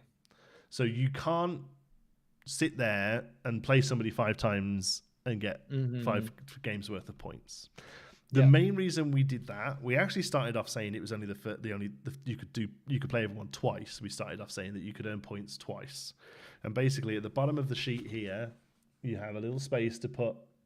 So game 1, you write who it is, and then you can circle whether you beat them or you lost. We do give 2 points for a win and 1 point for a loss. The reason we do that is that if anyone comes along and they are playing a mega, crazy meta deck, and not only are they playing a crazy meta deck, they're not particularly fun with it, you know? They just come in, they're just here to ruffle stomp. They're just here to stomp and get the points. Cool. They play 5 random people and they leave. They're there for 45 minutes, right? And they're out the door. And they get their 10 points and they go away and they've bothered as few people as possible. But other people can come in and work around the room and, oh, hey, do you want to play again this week? Yeah, okay, cool, let's go again. And they get a game and one of them gets 2 points and one of them gets 1 point. And then there are also points for bringing a new person gets a point. Playing in a multiplayer game gets a point. Just because in an attempt to kind of offset the fact that it's a longer game and you aren't getting as many points as you would in the same amount of time. Yes, it is actually on. I have put it on Discords and stuff a few times, but yes, I can definitely put this up. I just don't have it with me now, unfortunately. And then I don't use these point things for the reason I said before. I don't love the fact that it's like, are you playing Hercules? No, okay, well you're never going to get that one, right? I don't like the idea of making people play janky decks just to earn points that way. So what I've tried to do is come up with an extra point in each color that is doable in most of the decks that play that color, but won't happen in the course of regular play. And that probably sounds super complicated. And these are always getting tweaked. Amber. And they're all named from quotes from Disney movies as well. Amber is called Adventure is Out There. Pay 3 less ink for a character. Okay. That's it. You haven't got to win. You can play. That can happen in a game you're not winning. But paying 3 less ink for a character, that's still something you've got to try and aim to do. And a lot of time, what will happen with these. Sorry, I've just knocked the screen, so you've got all funny signs. There we go. A lot of people will tell me with these. They'll say, well, I knew I wasn't going to win the game, so I just made sure I got my amber, and they'll actually sort of play against it, and that makes the games go quicker and they can move on and play somewhere else. Sapphire, Amethyst, easy come, easy go. Bounce 3 characters back to your hand in a single turn. Emerald, I'll have the power to get rid of you. Make an opponent discard 3 cards from 2 different sources in a single turn, so you can't just whole new world them. Ruby is a diamond in the rough. Gain 3 lore in a turn from at least 2 different non-questing sources. Sapphire, I've got who's its and what's its galore. Banish 3 items in a turn. And Steel, just be scarier than whatever is scaring you. Have an opponent have 3 damaged characters from 2 different sources on the board. So again, you can't just giant tink. So yeah, the idea behind those is they are all things that that are possible to do in that color no matter what you're playing, but maybe won't necessarily happen through the course of regular play, and you can aim for them if you want to.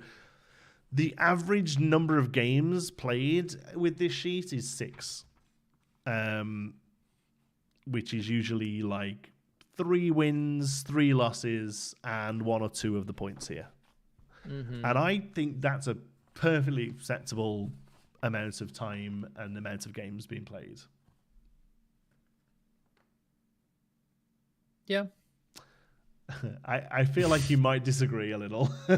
I mean, I don't feel like there's nothing that like comes out at me with the way you guys are running things. You guys are doing, I mean, you have to be doing something right. You're getting a bunch of people to show up to the shop anyway, way more than a lot of people are doing. The only good argument that I've heard so far about assigning more win points than losses is the one that you just made of so that people who come in and just want to win games against people don't have to stay as long. I still don't like it. No, I think the other like again I keep pressing the button and making the screen go little. I keep going back to this point that I think is important, and any amount of this sort of like accountability and like counting numbers and making sure points go here and points go there. I think all of it pales in comparison to the community and the vibe that you build in the store. Because I know for a fact that we get 40 people every week. I know for a fact that 15 to 20 of them wouldn't show up if they didn't get more points for winning. These are nice people who play every week and will play new people and show them the ropes and be fun to play against. And I consider myself to be one of these people, but they still have spent money and spent time researching and watched videos and practiced and want to be good at the game and want to play the game well. And I don't think it's in the best interest of a game store, a store that sells competitive toys. That's what we sell. I don't think it's in the best interest of the store to take away people's ability to benefit from being good at something just to make other people feel comfortable. And that's kind of what I think my maybe little hot take is from all of this. Yeah, I'm not gonna agree with you on that one. Yeah. Because I think and I think it goes back a little bit to what we were talking about before, and that I think a way to mitigate some of this is to host 2 different Lorcana nights. Host one that's a $5 $8 entry free constructed, 3-round tournament where you get store credit or a couple packs per win or whatever. That any of the players that like to win and like to play good decks and want to play well, they can. That is your place to play. Like that is the prime place for you to play. It does not make sense to me for somebody to show up to a store and say, in a casual setting, and just be like, I like to win, I like to beat people. Like if that's the motivation. Obviously it's a little bit different if you like to play a particular deck and you're good with the deck and you end up winning a lot. But I'm a firm believer that casual needs to be no stakes. It needs to be 0 stakes. I want people to show up to casual, know they're going to walk away with a pack or a promo or a pin or whatever. They can play for points. They're not playing against each other for points. They're just playing like to gain a certain number of points so they can reach whatever prize they're trying to get to. And also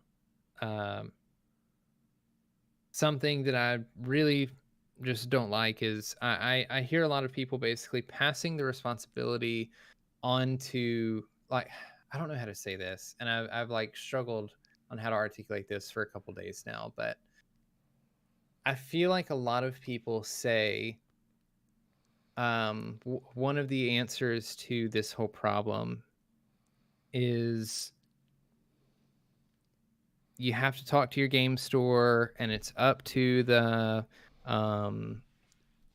like way that you facilitate the community and these sort of things. And we're speaking of like the places that aren't a problem don't have to worry about this. So this isn't really an issue there, but the places where it is an issue, at least the places where I'm hearing people are playing, and typically the issue is that they're playing against people who like to bring their meta decks and win, or they're competitive. Maybe they make them feel a little uncomfortable, or they're not the most social, whatever. It feels like you're putting the responsibility on the people who are not having a good time to do something about to fix the problem. Yeah, and it isn't their point. It isn't their thing to fix at all. No, I think, and like this is the thing that I am probably most passionate about in this entire conversation. Because I'm gonna be honest, I'm really getting sick of hearing people say, like, it's up to your store to change this. It's up to your community to change this. Because guess what, people? Like, if those people wanted it to be different, it would be. And I'm not saying that like trying to do like we're doing and like spread awareness and make it this big conversation is not helpful. But like, if you have a league that is full of competitive players who like to show up and, you know, play their meta decks against each other every week, like they don't have any reason to ask the shop to change that. And so, okay, I'm going to go back on a couple of things there then. So say we run the two events, which in all fairness, we almost do. Like I say, our league is every week, but every other week alongside the league, same time as the league, same room as the league, we also run a paid for prized event, and that's either a draft or just a competitive tournament. If I did that competitive tournament every week, and somebody comes in and was like, "Oh, hey, I'm new to the area. I've got myself a deck," and I say, "Let me have a look," and it's full of mims and be prepareds, and they go, and I say, "Okay, so you got to pay to play in the competitive thing," and they're like, "Oh, can I just get some games in?" No. This is a competitive deck. You've got to pay to play in the thing. You're not allowed in the casual. I don't think that's the way you approach it at all. No. So how do I? I think you let people show up and you let them do whatever the hell they want. If they want to play in casual league, great. If they want to play in competitive league, great.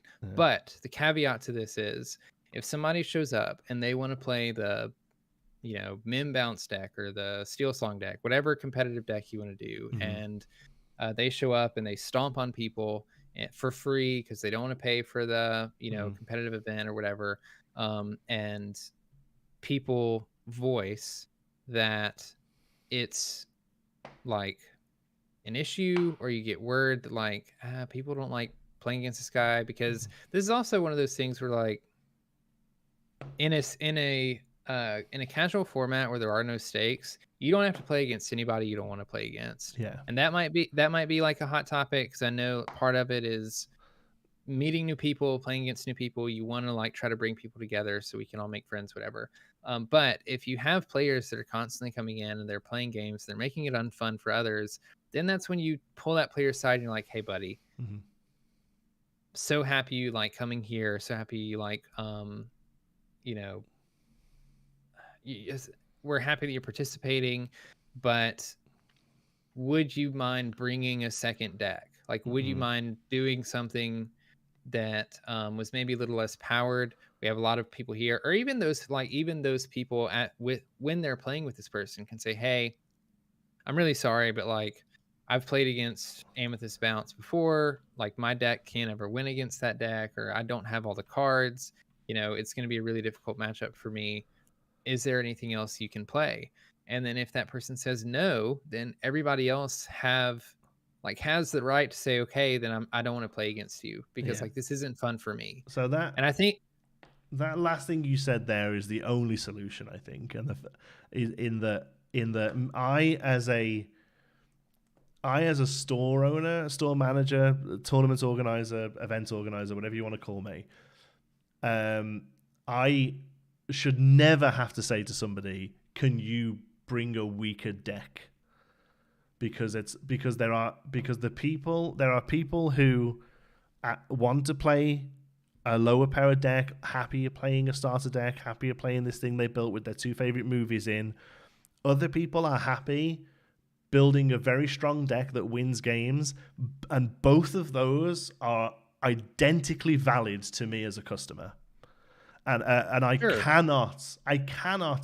can't say, to me personally, saying to somebody, listen, your deck's really strong and people aren't happy that you're winning all the time, is just as bad as going to the other side and going, you need to get good and you need to go and spend money on good cards because you're not welcome here.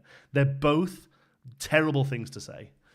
I disagree here, and I'll say I'll tell you why. Because to ask somebody who's not good at the game or who's new at the game, inexperienced, or whatever, to say, hey, like, I'm sorry you're having a bad time, but this is a competitive card game. If you want to, like, if you're not having fun, you don't have to play. If you want to stop losing, you can get better. It requires a lot of resources, time, effort, whatever, to do that. I think the difference in the discussion by pulling somebody else that is, I mean, it's not always bullying. Sometimes it is. Sometimes it's the deck that they like to play, and it's a good deck. I think the discussion you have with them is maybe less, hey, we need you to bring a second deck, and more of like being more considerate of like the other people that you're playing against.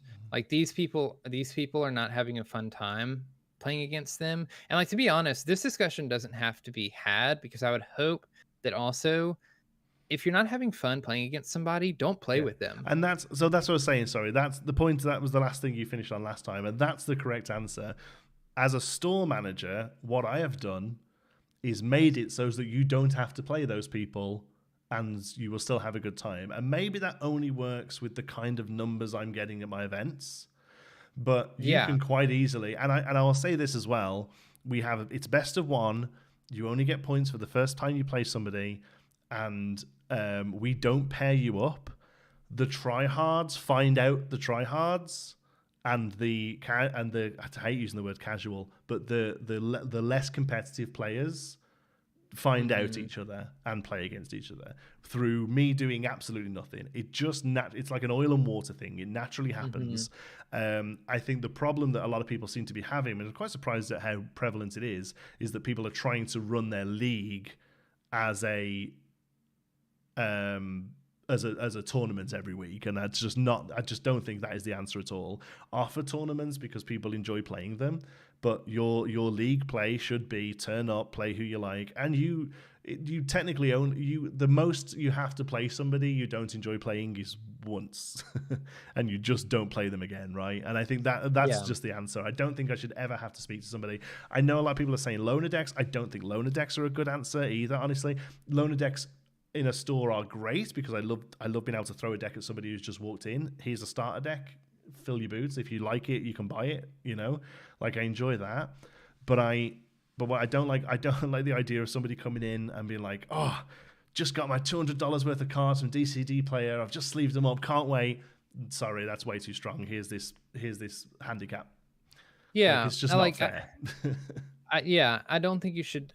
I don't think you should put other decks into people, and maybe asking them to bring like a different deck isn't the right thing either. The point that I'm trying to make out of this more than anything is I want to see more responsibility from like stores and from people who maybe can do something about this, or who are brave enough to like see this happening and pull that person to the side and say, and just like make them more aware of people who are new, who may be uncomfortable, who may not enjoy playing against them, and like give them reasons why. Because I also, like, as much as I think part of the solution is you don't have to play against people you don't want to play against, I don't love it, because that also, like, you're not teaching the person that is the reason that, like, you're not teaching the person who's causing all these people to not want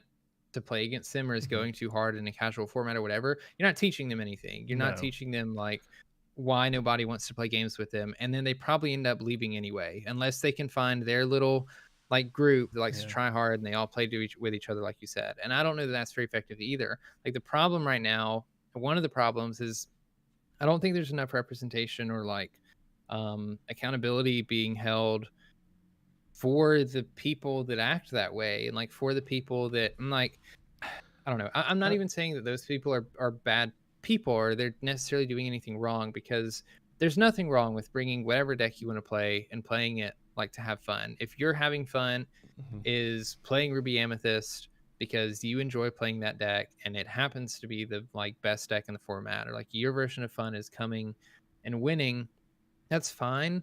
But like when there are new people that are walking into the store and new people that you're playing against, maybe you also need to learn how to just like lose, or like how to But I think cater to some of these people. In practice, for me personally, the problem we have has got nothing to do with the power level of someone's deck. For instance, one of the nicest guys we have, he comes out every week. He actually works at a store about an hour away, but they don't have much of a community there, so he drives in on his day off to play with us. Has a absolutely kitted out Steel Song deck with everything you'd expect, the 4 tragic heroes, the lot, like it's all there. But he is a blast to play against. Sings every song he plays out loud, right? Will laugh and joke and as soon as you do something, he's like, "Oh God, I can't believe you done that. I don't know what I'm going to do now," and wins every single game. Gets his 10 points in 5 games. But he's a pleasure to play against. I have other people who come in with starter decks that are the most miserable fucks that nobody wants to play against. It has nothing necessarily, in my opinion, in the actual like being there week in week out with these 40 odd people. The people who people don't want to play against are not the strong players. They're the sore losers and they're the miserable players. Yeah, I actually find that the actual power level of the decks make very little difference. I just want to answer a few questions that we've had in the chat. Rochelle says, if you've played in a multiplayer game, do you not get points from anyone else in that game again? No, but you do get a bonus point for playing in a multiplayer game to try and offset that. But the main reason we've worded it that way is actually quite specific for us, I think. The problem we were having is that we would have groups of 4 or 5 friends come in and they would play a multi-game player of 3 while the other 2 played each other, and then one person would do this, and these would play a game of 3, and these 2 played each other, and then the one person would do this, and these play, and they would only play games between the 3 or 4 people that showed up together and leave, and that isn't what we're looking for. We want people to move around, we want people to make connections and play with new people and experience different decks, and so that's specifically for us the reason why we made it so you only get points playing the one person, is to stop these little groups coming in, getting their 10 points on their own and leaving again. So that was an issue for us specifically. Somebody said, is League Play free? Technically yes, but we do have a membership system, so you have to have a membership to play in the store. It's only $30 for the year, but yeah, whilst League itself is free, we've had $30 off everybody for them to come in and play each week. And then the only other thing I wanted to mention is I'm looking at my league sheet here for League 2. I currently have I have 73 people total registered. So we've had 73 people play at some point in our store through Rise of the Floodborn. I currently have 6 on the top that have not dropped a point. So we've just scored week 10. And they're on 100 points. There's 6 people. Of those 6 people, I would say one of them is a competitive player. The very top of the list, and it's only because it's alphabetical, but one of the players with 100 points comes out every single week, loses 10 games, hands his sheet in with a smile, and says, "See you next week." And he is top of the list of our league. And I just think that's worth pointing out, that this guy just comes in with a starter deck, loses 10 games, laughs all the way through it, and goes home. Yeah, I mean, cool. Yeah, it's but what's wrong with only playing with their friends? They can do that at their home and not take prizes off people who are actually building a community. Next.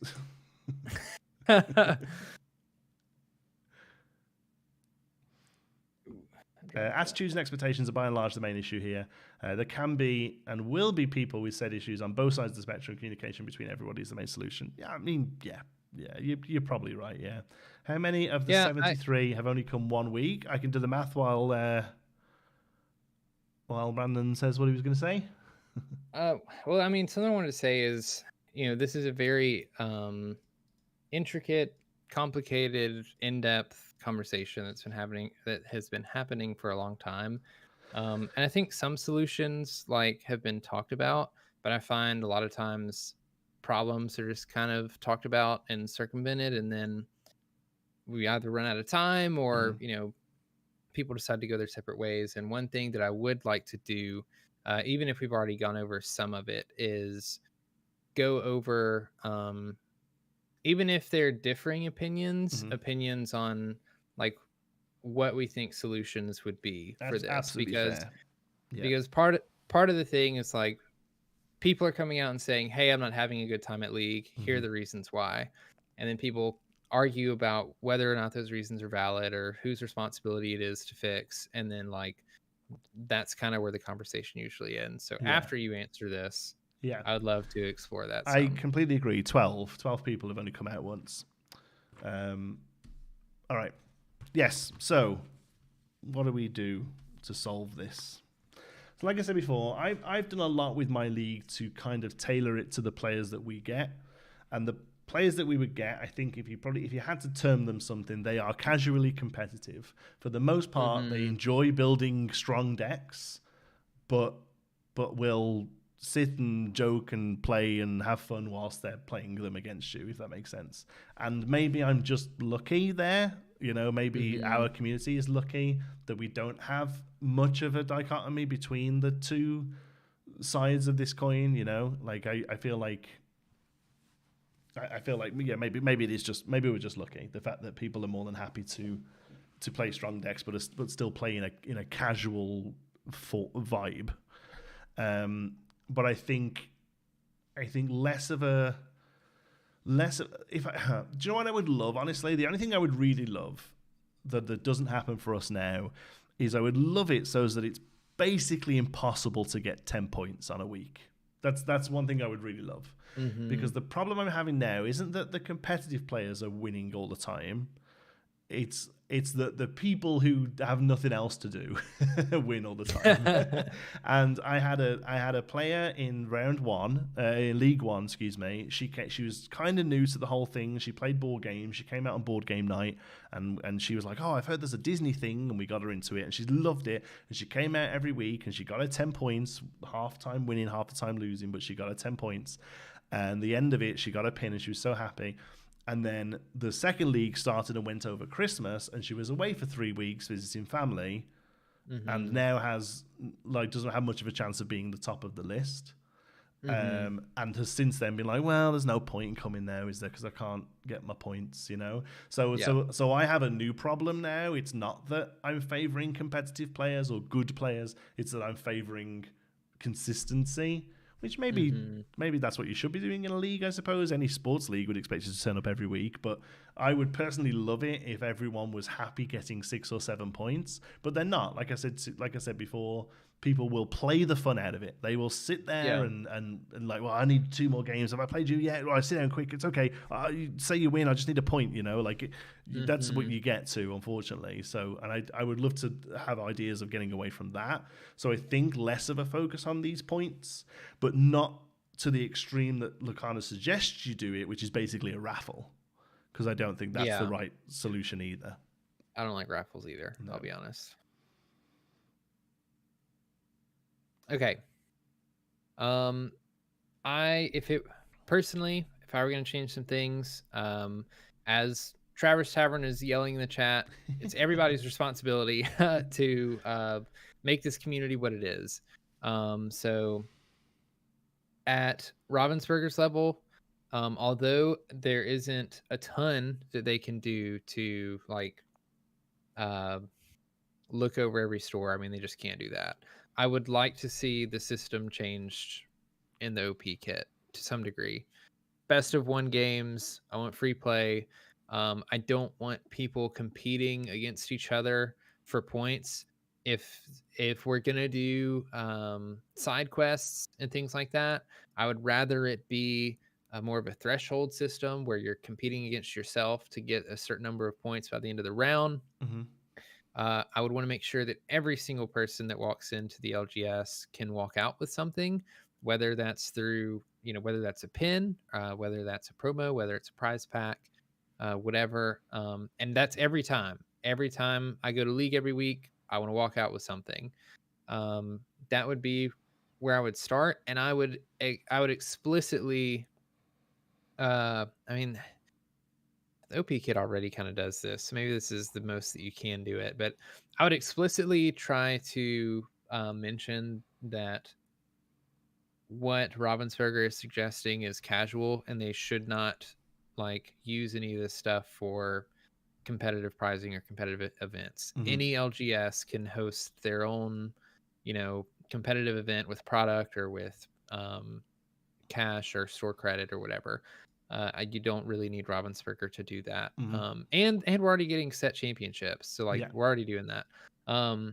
So that's what I would like to see from RB's side. From the store side, I would like to see separate events. I'd like to have I'm going to call them competitive events because my brain's fried right now. Mm-hmm. I want to see competitive events that you pay an entry fee. It's a tournament. Your people can show up and compete. Whoever wants to compete, they can scratch that itch if they want to. I want to see one of those every week. I want to see a casual open play every week. And people can come and do whatever they want. And maybe sometimes during the casual events, you host a draft or you host a theme night. I want to see more.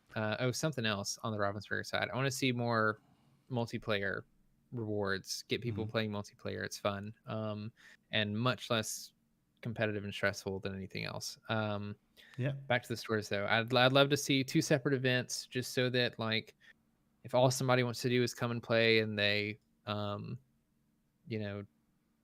the most concerned with their skill, or they're too scared to attend a tournament or anything that requires them to be paired against somebody and play a best of 3, gives them a place to do that.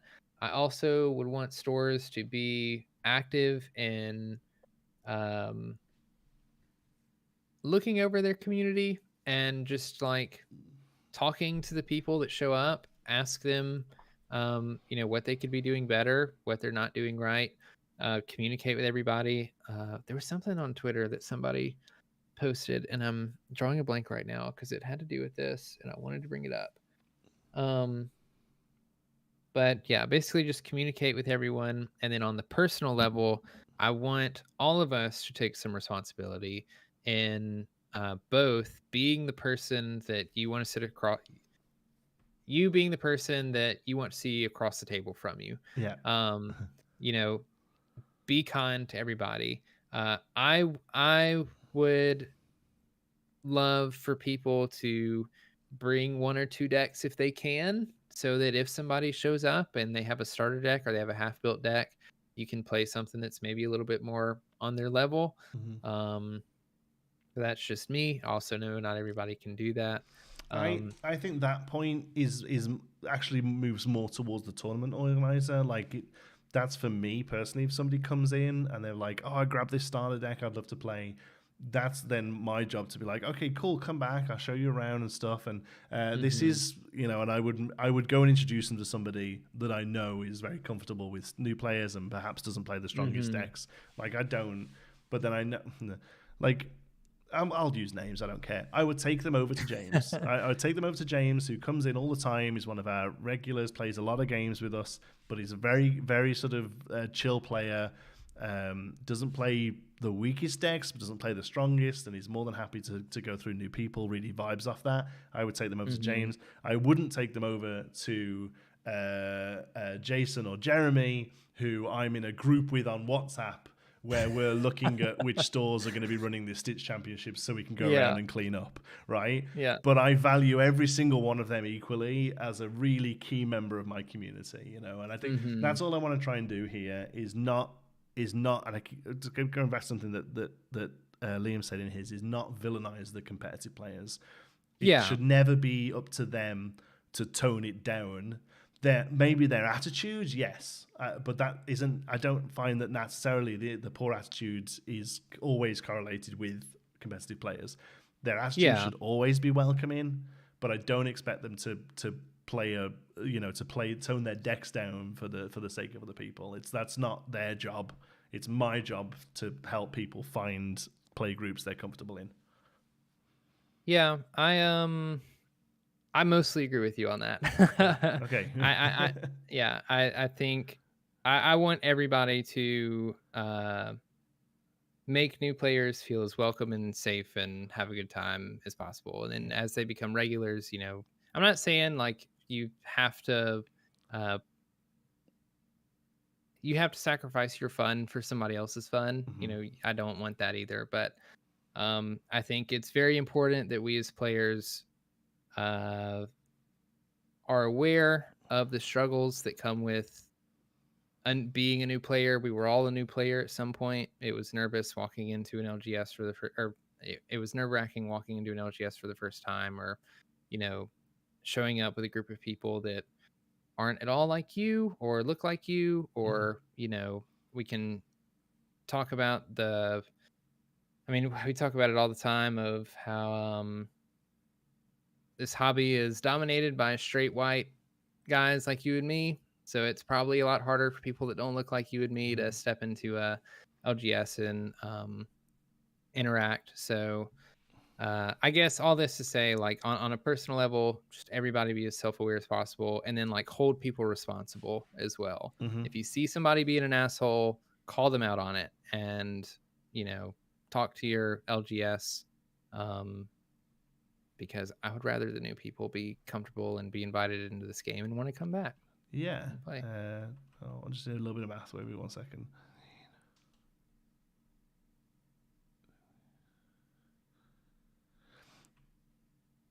So of the 73 that we've had so far for League 2,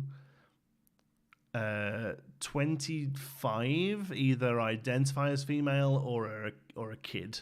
I've kind of put kids in there as well because, like, is that a good number? I don't know. Maybe it's about a third. Yeah, I mean third. I'd say it's a good number, which I think is good, and I think is a bit of an outlier. So yeah, that's very important. We've got to make sure that everyone's welcome because, again, it all boils down to the fact that everyone who comes into the store to play the game, unless they're an asshole, which doesn't, like I say, doesn't necessarily correlate with the strength of their deck.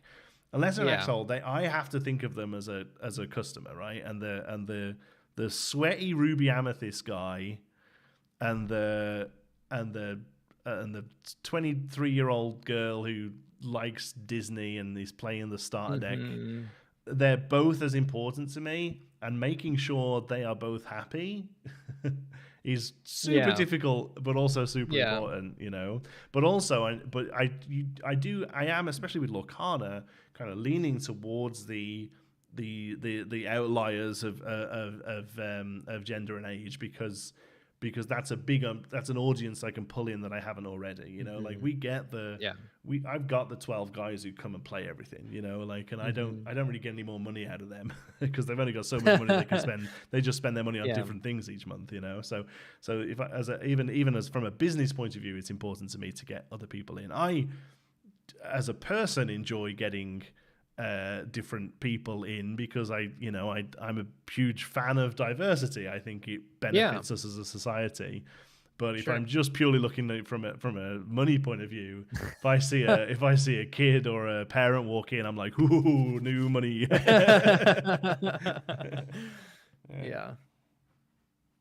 Ruby Amethyst control players and Sweaty Steel Song players undoubtedly spend more money than the average player. Perhaps they spend more money on the hobby. Yes. Do they necessarily spend more money in their local game store? I'm not sure. Because I reckon I make more from the casual leaning players buying 4 or 5 packs on a weekend than I do from the sweaty player who just went and got all the singles they needed from TCG Player 3 weeks ago. So actually, I don't know. I think do they spend more money on the hobby? Yes. Do they necessarily spend more money in their local game store? I'm not sure, actually. I'm not sure if they do. I think I make more money from casual players than I do from competitive players.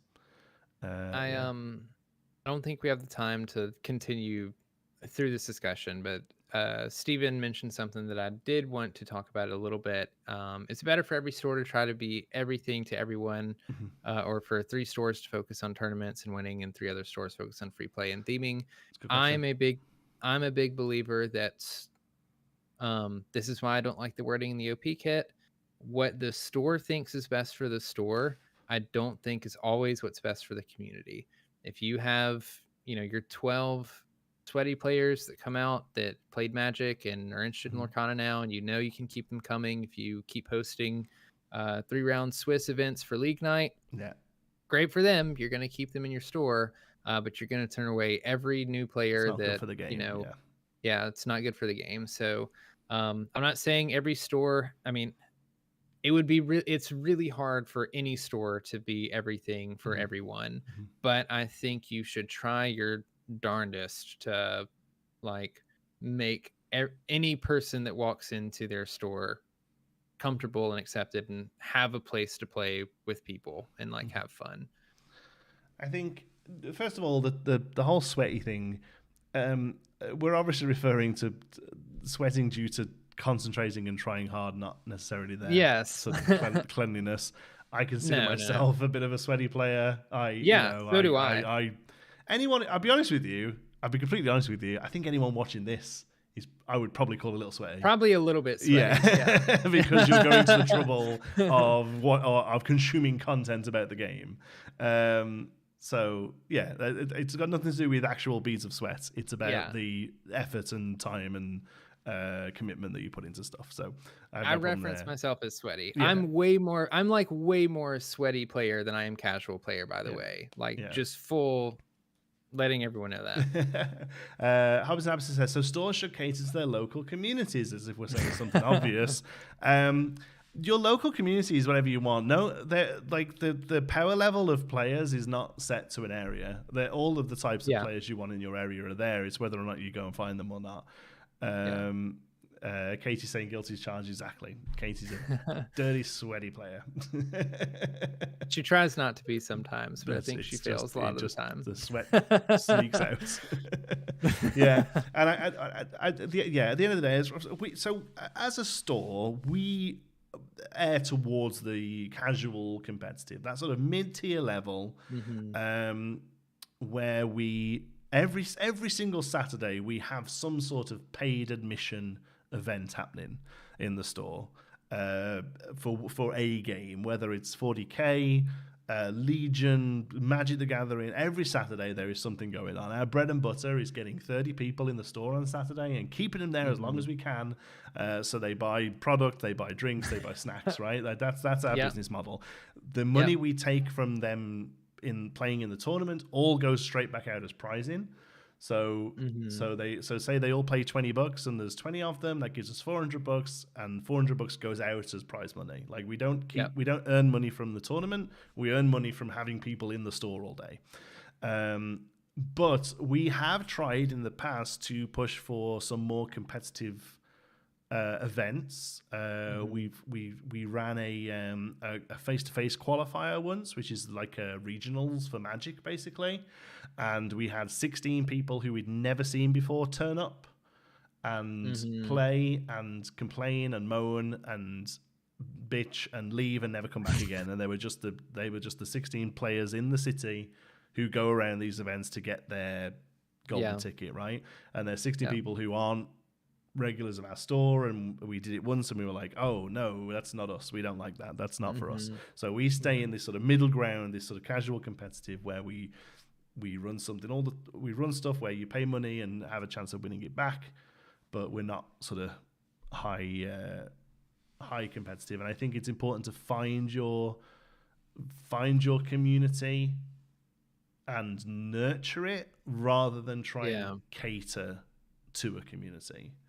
Because those players are there, those competitive players are there, but what we want to get out of our business does not align with them. So we're not catering to them. We are instead nurturing the other parts of the communities that we're compasual.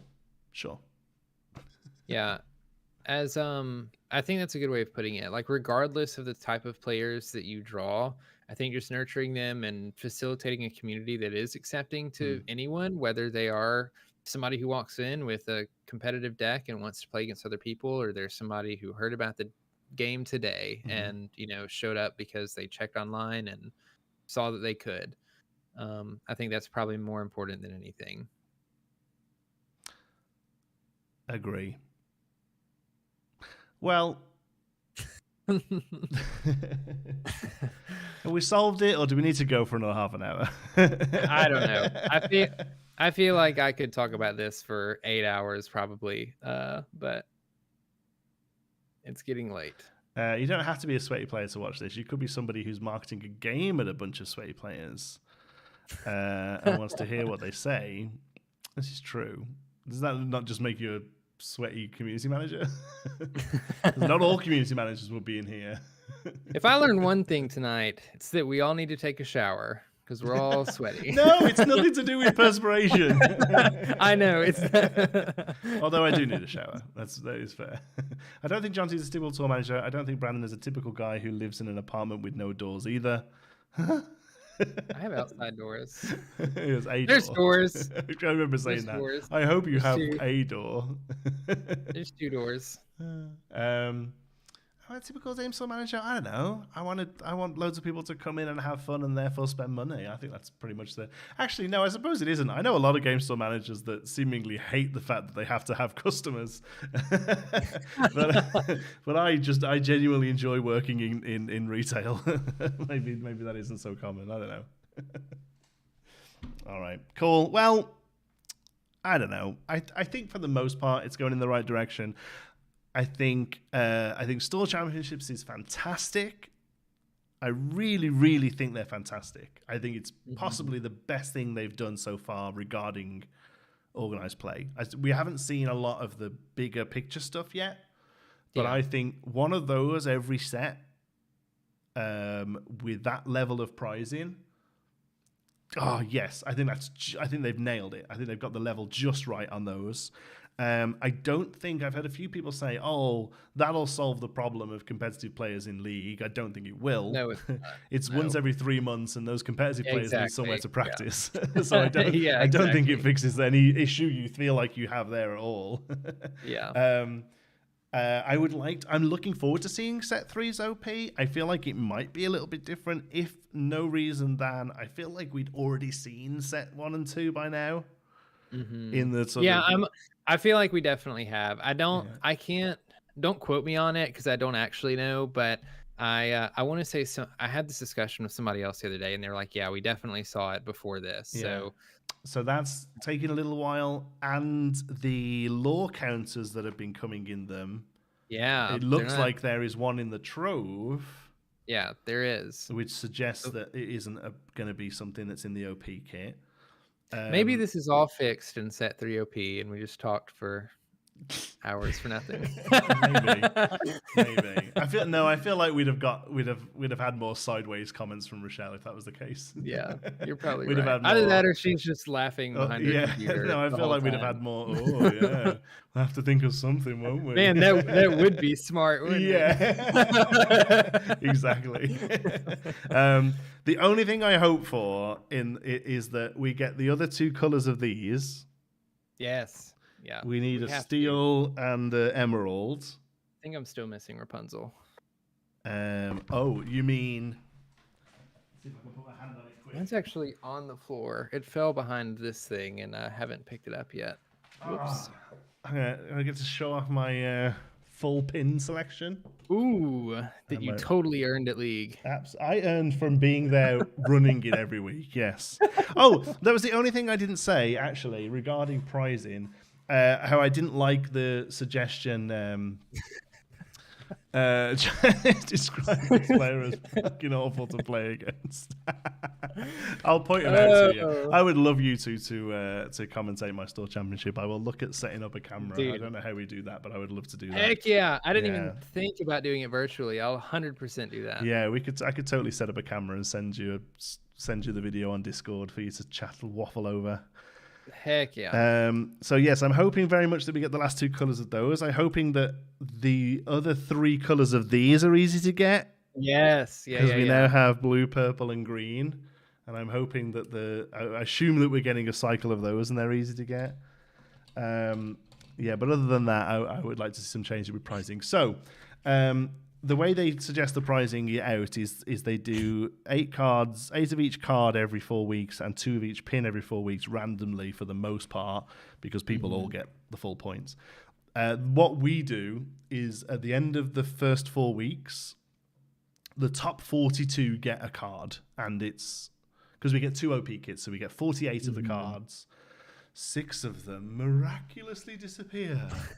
So the top 42 get one, and so there's the first. So this time round we did the top 42 got a Bucky, and then at the end of round 2 they got the Robin Hood, and then at the end of week 12 they'll get the Minnie Mouse Diver. Is it? Yeah. I think the Floodborn. And then the top, whatever it is, like 20 something, will get a pin, with first place getting first pick of the pins, second place getting second pick of the pin, and you just go around, they all get a pin. So we try and get as much as possible out to as many people as possible. But for context, to get a Robin Hood promo in the second round of the league, the lowest score was 9 points.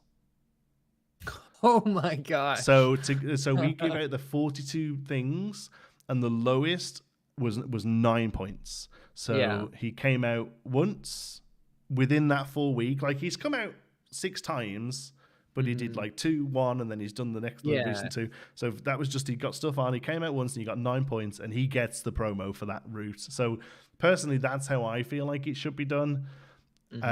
Is just on round 1, give your top 24 the first card. Round 2, top 24, the second card. And that then, for the most part, is just giving the promos out to the people who are showing up, not necessarily to the best players. And I think that's how you have to do it. Yeah, because your store gets a lot of traffic.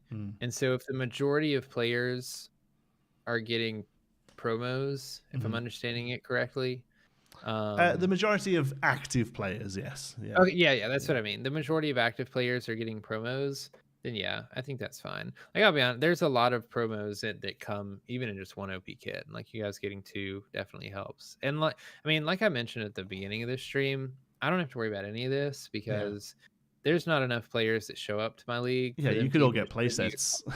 Exactly. Yeah. I could get play sets of everything, and like all of us get 1 of each of the pins. It's probably not that way everywhere. And I hear a lot more of people who go to league, like have been going to league for the past 12 weeks and still don't have a Lorcana pin. Which I think is not good. What are they doing though? Because how? Like, I genuinely can't find a store in Ontario that's busier than us, and we're getting pins out to the 24 people who are showing up every week. So unless somebody's showing up to the league every week, I think it's raffle. Because they're just that's why I don't think they should raffle them. Like, that's why I don't think you should raffle them. Yeah. And that's what I mentioned earlier. I really would prefer a system which, like, it's not exactly what you described, but I would prefer a system where it's like, if I get X number of points, you hand me a promo. But then you would have to cap sign-ups at some point. Maybe. Or Ravensburger sends us enough. Yeah. I would just, as much as I love the pins, I would prefer them just to go to more of a traditional promo pack method, honestly.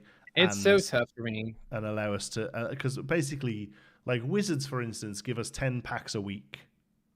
And so it's nothing to do, it's got 0 to do with numbers at all. We have 10. And they go out to top 3 or whatever, or each person gets one if there's only 10 people, like, and I think maybe that's the way to go about it. But then no, because I don't love that either. What I don't love at the moment about the league is that I give my top 42 a promo card, which is most of the people who are regularly coming out and playing, to be fair. Like, we average 35 a week at the minute. Our average player count, because I do the math, is 32 at the minute. So we're averaging 32. 2 OP kits, though, and we right? get 2 OP kits. Okay. But the thing is that the other store in the city that has Lorcana OP also gets 2 OP kits, and they sell their boxes online for $400. And they get 6 players out a week. Okay, hold on. Seriously, if like and maybe you've already done this, if you know that this is what this store is doing, I don't know where Ravensburger Garrett is, if he's even in the chat. I know he's in the Live Laugh Lorcana chat, but every time somebody mentions, or the Discord, every time somebody mentions something bad like this that either an LGS shouldn't be doing or a player shouldn't be doing, he links an article to like a Ravensburger, like the official Disney Lorcana site. Contact us. Oh, really? Fill out a form. Maybe I should. Maybe I'll be that bitter guy. If they're selling OP kits, these guys need to be. No, not selling OP kits. No, to be fair, they don't sell OP kits. They sell booster boxes way over our MSRP. They sell booster boxes for like $400, and they get 6 players out. So why and those 6 players have all got play sets and all the pins, and some of those 6 playing as well. And when I'm like, oh, here's your pin for the month, he's like, oh, don't worry about it. I've got like 6 of them already because that store's got 48 of them to give these 6 people. Yeah. You can report that still too. So I would like them to go and maybe look at Melee numbers and actually see what people are getting out, because I would love to be able to get everyone who plays the cards, and I would love to be able to get people 1 or 2 pins. And and that's, I'm seeing it a lot in the chat. This is why the pins are so like difficult for me, because I love the pins as an item to get. I also understand I understand why there are less pins than promo cards. It's a lot probably more expensive to make a pin than it does the promo card. But like I don't just want one of the pins. You want all the pins, and it would require a lot for all players to. Well, it would get all the problem. The problem is, and I know this is a really weird little issue, but the problem is it in some ways it makes you not want more people to come and play at that store. Yeah, exactly. Right? Like if you were an asshole who just cared about the pins, you wouldn't be telling anyone about this game. Yeah, exactly. Well, I mean, like I'm in that position now. Like I can just show up to League and hope that nobody else shows up, and I can walk away with. I mean, I do. I walk away with all the pins because there's nobody else to get them. Yeah, Katie says we average 40 a week and only get 1 kit. I mean, that's just criminal. You should be getting 3, really. I don't even 2 probably isn't enough for you, because I feel like 2 isn't enough for us. And like I say, we're averaging 32 at the moment. So. I have completed my pin collection, including the BLT and the media pin. Yes, me too. I have them all here. I also have 2 of those. Yeah, mine's on the floor because it fell behind the shelf and I haven't picked it up. My BLT. I have another one of those somewhere actually. Yeah, I do too. I don't know where it's at. No, I'm a pin lady. Yeah, I was never into pins, but as long as they're as accessible as they are, like I don't mind paying for the occasional one from a convention or something, but I'm a little bit behind on my promos. I still need the recent 3, the Rapunzel, the 4 Dozen Eggs, and the Pinocchio. I haven't got those yet. Yeah. From anywhere. Not interested in those. I am, just because like I've got everything else. So as long as the more I don't get, the harder it will be ever in the future too. So I'm just trying to pick them up as I trickle along them. So But there we go. All right, I think we'll wrap it up there. We could probably, we'll sit and waffle, but I think we'll wrap it up there. One thing I will show you though is our thumbnail again. Yes. Ooh, no, that was last week's. Ooh. Oh, here's our thumbnail for next week. Thumbnail. What could it mean? What could that be? Guess you'll have to tune in next week and find out. Yeah, you're gonna have to be here. Or wait, someone posted on Twitter before we do. Next, somebody might use AI. I hope not. Don't do that. Rip it and figure it out. Don't do that. Please. But there you go. It's the only thing you have. So, do you remember how I said... do you remember how I said that we shouldn't... Maybe. We shouldn't do too much visual stuff because we're going to put this up on audio. Oh, yeah. We're just saying, everyone, look at this We're picture. what's that? So, for those of you, if you are Very listening, if I managed to listeners. figure it out and you're listening via audio, the picture for the thumbnail is both myself and Brandon looking like idiots next to a blurred out card. Just normal stuff. Yes. Except without the blurry card. Yeah, exactly. Yeah. Awesome. All right, buddy. Where can? What am I looking at? Don't want to see that. There we go. What's your week look like? I don't know. You're gonna go and moan at good players.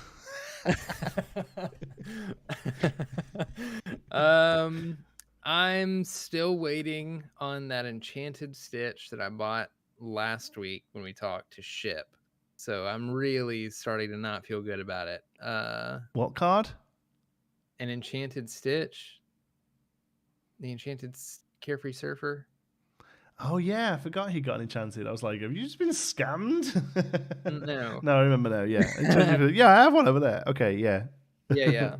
I bought that's been a couple of weeks now, eh? Just before everything like shot up and still has not shipped. So hoping that ships this week. I'll probably be going to League. I don't think there's anything particularly like interesting happening, but I'm going to show up and see who else shows up and hopefully have a fun time. Hopefully new players show up. I'm asking the store to promote Lorcana night a little bit more on Facebook and stuff. So hopefully people will see it and show up. They should be. Why are they not? Like my job is just desperately trying to get people in for everything. Like I don't get it. Like if I had 8 people at something, it's not doing good enough. Like I don't get it. We've never done good enough then for Lorcana. People just need to sort it out. I don't get it. Yeah. But then also, like at the minute, like set 3 numbers for products. I was talking to my rep today, and and the numbers are fine, but I was like, is there any more? Like, what can I do? I'll come suck your dick. What do I need to do to get more? Yeah, you're making me nervous. I'm like, if Jonti's store can't get, and he said, well, here's the slight worry. He was like, well, your allocation is this. I can get you more though because other stores I deal with don't want as much. And I'm like, I'll take whatever you can get. I can't get enough of the stuff. Yeah. I've sold over 100 boxes of each set now. I mean, there's some stuff is sitting on shelves now, but it's still leaving shelves. Oh yeah, we have a couple of boxes of each at the minute, I think, on the shelf, and we're only selling them as packs. Like, no, you can't come and buy a box at the minute just to make it sort of last out a little longer. But it's trickling out. On a Saturday, we clear 2 boxes of each of them easy at the minute, even just because a lot of people just be like, give me a pack of each. Let's see, even if they don't necessarily need stuff. So. But yeah, like set 3, he's like, oh yeah, I can probably get you another 30 or 40 boxes if you want, just from other people cutting their numbers down. I'm like, why are they cutting their numbers down? I just suppose it's whatever they're into, right? Like, there's a lot of other stuff coming that might just be just bigger for their store, I guess. Like the Star Wars Unlimited is not too far away, and maybe people are looking at getting a good launch out of that. But for us, it's still Lorcana all the way. It's one of our biggest ever things we've ever done in the store, like easily. So, and maybe that's just because I'm obsessed with it. Who knows? I mean, maybe, but like that's what it takes, right? It takes somebody. Yes, 100%. Yeah, it needs somebody who's really into it. We like our Star Wars miniature games are really big because one of our managers is super into them and really pushes them, and then a lot of our Warhammer stuff does really well because a couple of the staff are really into it and really push for events and what have you. So yeah, you do. You just need that champion on your side, really. Yeah, One Piece took a hunk out of our Lorcana players. Yeah, One Piece is good for us. There's very little crossover, but we get a good 20 out every week for One Piece, which is fine numbers for a game that none of us really are too fussed about. So yeah. Moving the bar to Brandon's side. Oh my goodness, it's going to take an age, Camille, to come up on the Camille, where, if you don't mind, where are you at? Because I saw earlier you said I needed to come to your side of the country to play. Oh, Camille? Where that is. Yeah, Brandon, you need to come play in our corner of the country. Corner? Yeah. So it's either Washington New York, Florida, or New Mexico. I'll go to any of those places. It didn't move, did it? It will in a moment, Camille. It took the chat takes a minute. The little thing takes a minute. It'll go. Bling. Canada. Oh, Canada. Oh, I don't want him up here. Yeah. Whereabouts in Canada are you, Camille? It's a big place. I'm interested now. I have a couple friends in Canada. I'm in Canada too. Vancouver. See, Vancouver's probably as far as you are from me. Like it's. Oh really? Yeah, Vancouver's the complete other side of the country. Yeah, I don't think Blake's over there either. I was going to ask if he had a spare room. No, Blake. I think is not a million miles from me. I think. I know he's close enough to like have gone to your store. Yeah. I think he's north, but like just only a bit. I believe we met Stephen. Vancouver. It's all going down in Vancouver. There it is. Look, see, just takes a minute to catch up. Can't enter still until the bladdings. There you go, bladder bladdings. Sorry, Levenson's in Toronto. There you go. Oh, so 2 hours away. I'm over your neck of the woods tomorrow. Oh yeah, because you're going to the. I'm going to the I think it's called the Toy and Gift Show. Yeah, Ravensburger will be there. Ooh, but last year they had they had jigsaws. That was it. I ran to their store stand. I wonder if anyone from the team was going to be there, but maybe not. No, I think if they are, give them a hug and a kiss. I'll say hi. But no, last time it was. I think in fact it might have even been like an outside company. You know, like professional. Con standers. So they were just there with jigsaws last year, but I'll still go over because last year Lorcana was still super early and new and everything, wasn't it? I think it's kind of crazy to think how much it's come on in a year, but this time last year we knew like 11 Lorcana cards.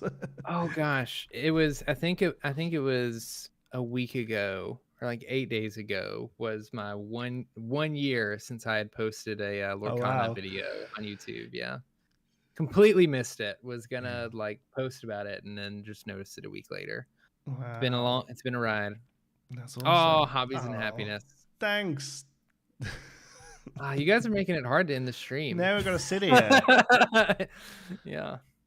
And I'm not ready to say. We'll sit here till it hits 100. Anyway, Dan is stupid. I said that in the Illuminateers chat. Yeah, Dan's stupid, but he carries it intelligently. That's the thing. I'm just kidding. Hard to believe it hasn't been a full year since. Yeah, it's crazy. That's what I mean. It's so crazy. A year ago, we were looking at like Dragon. We were making 20-minute videos about Dragonfire. So I think we had just found out about the Hades and Mulan gift set. Yeah, there we go. Happiness. Thank you so much for the super chat. We appreciate it. We just found about the gift set. Oh, that's neat. Yeah, and like the Aurora on the wall that they tried to cover up. Yeah, that would have been like right around now. Yeah, that's crazy, man. eh? Yeah, to think feels all like that time ago. Feels like forever ago, and it's not. Wow. Cool. All right. Well, you can join us here next week. We will be talking about all the cards that have been revealed over the week, including one that will be revealed here first before anything else. Can you still say that Dan's stupid because he's gave you money? I think he's stupid because he gave us money, to be honest. Yeah, you may have just reinforced it a little, Dan. Gen Con badges go on sale in a couple of weeks. Exciting stuff. Oh, yeah. Are you going? I don't know. I don't think I'm going. I kind of need to see what the official stuff looks like. Yeah, I don't need to say I'm not going yet. I need to see what official, where events are, where they land, that kind of thing. But because that will be priority. Since we know that at the very least, like you don't have to buy a badge for the regional stuff, meaning like there likely won't be one at Gen Con. We'll see if I make it to Gen Con. It takes a lot for me to get to Indianapolis. So if it was drivable distance, I might consider it more, but we'll see. We'll see. D20, see, we can drive it, but it's still going across the border, it's still a lot of work. Yeah, I'm sure that. D23 tickets go on sale March 26th. That's one I would really like to do because I think I would just get a lot out of that as a Disney fan.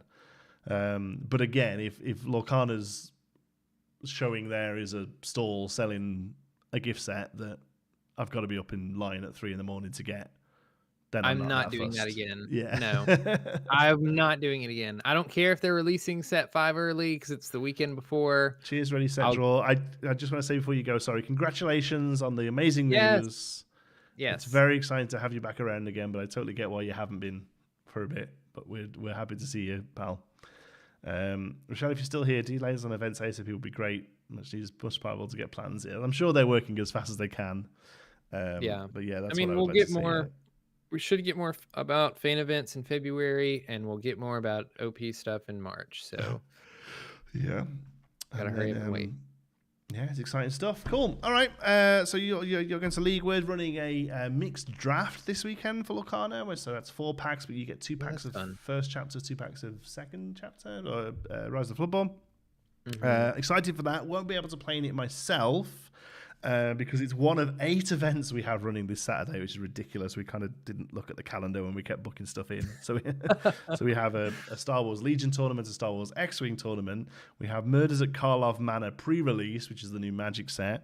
We have Lorcana draft, and then we also have an altered TCG demo day. Oh yeah, which is a thing where somebody's coming in to teach us the game. The pack for that turned up the other day, and the cards look lovely. We'll see how it plays, but it's definitely a starter deck grab for me, at least, if nothing else. So yeah, it'll be a busy weekend, and I'll let you know how a mixed draft goes. I'll try and get pictures of the decks and stuff. Yeah, all good. Right. People can find you on your channel, Brandon. You can plug that while I get the last scene ready. Yeah, you guys can find me at B224 on YouTube. You can go to my Twitter and Instagram. Find me at B224YT. Pretty active on both of those now. Yeah.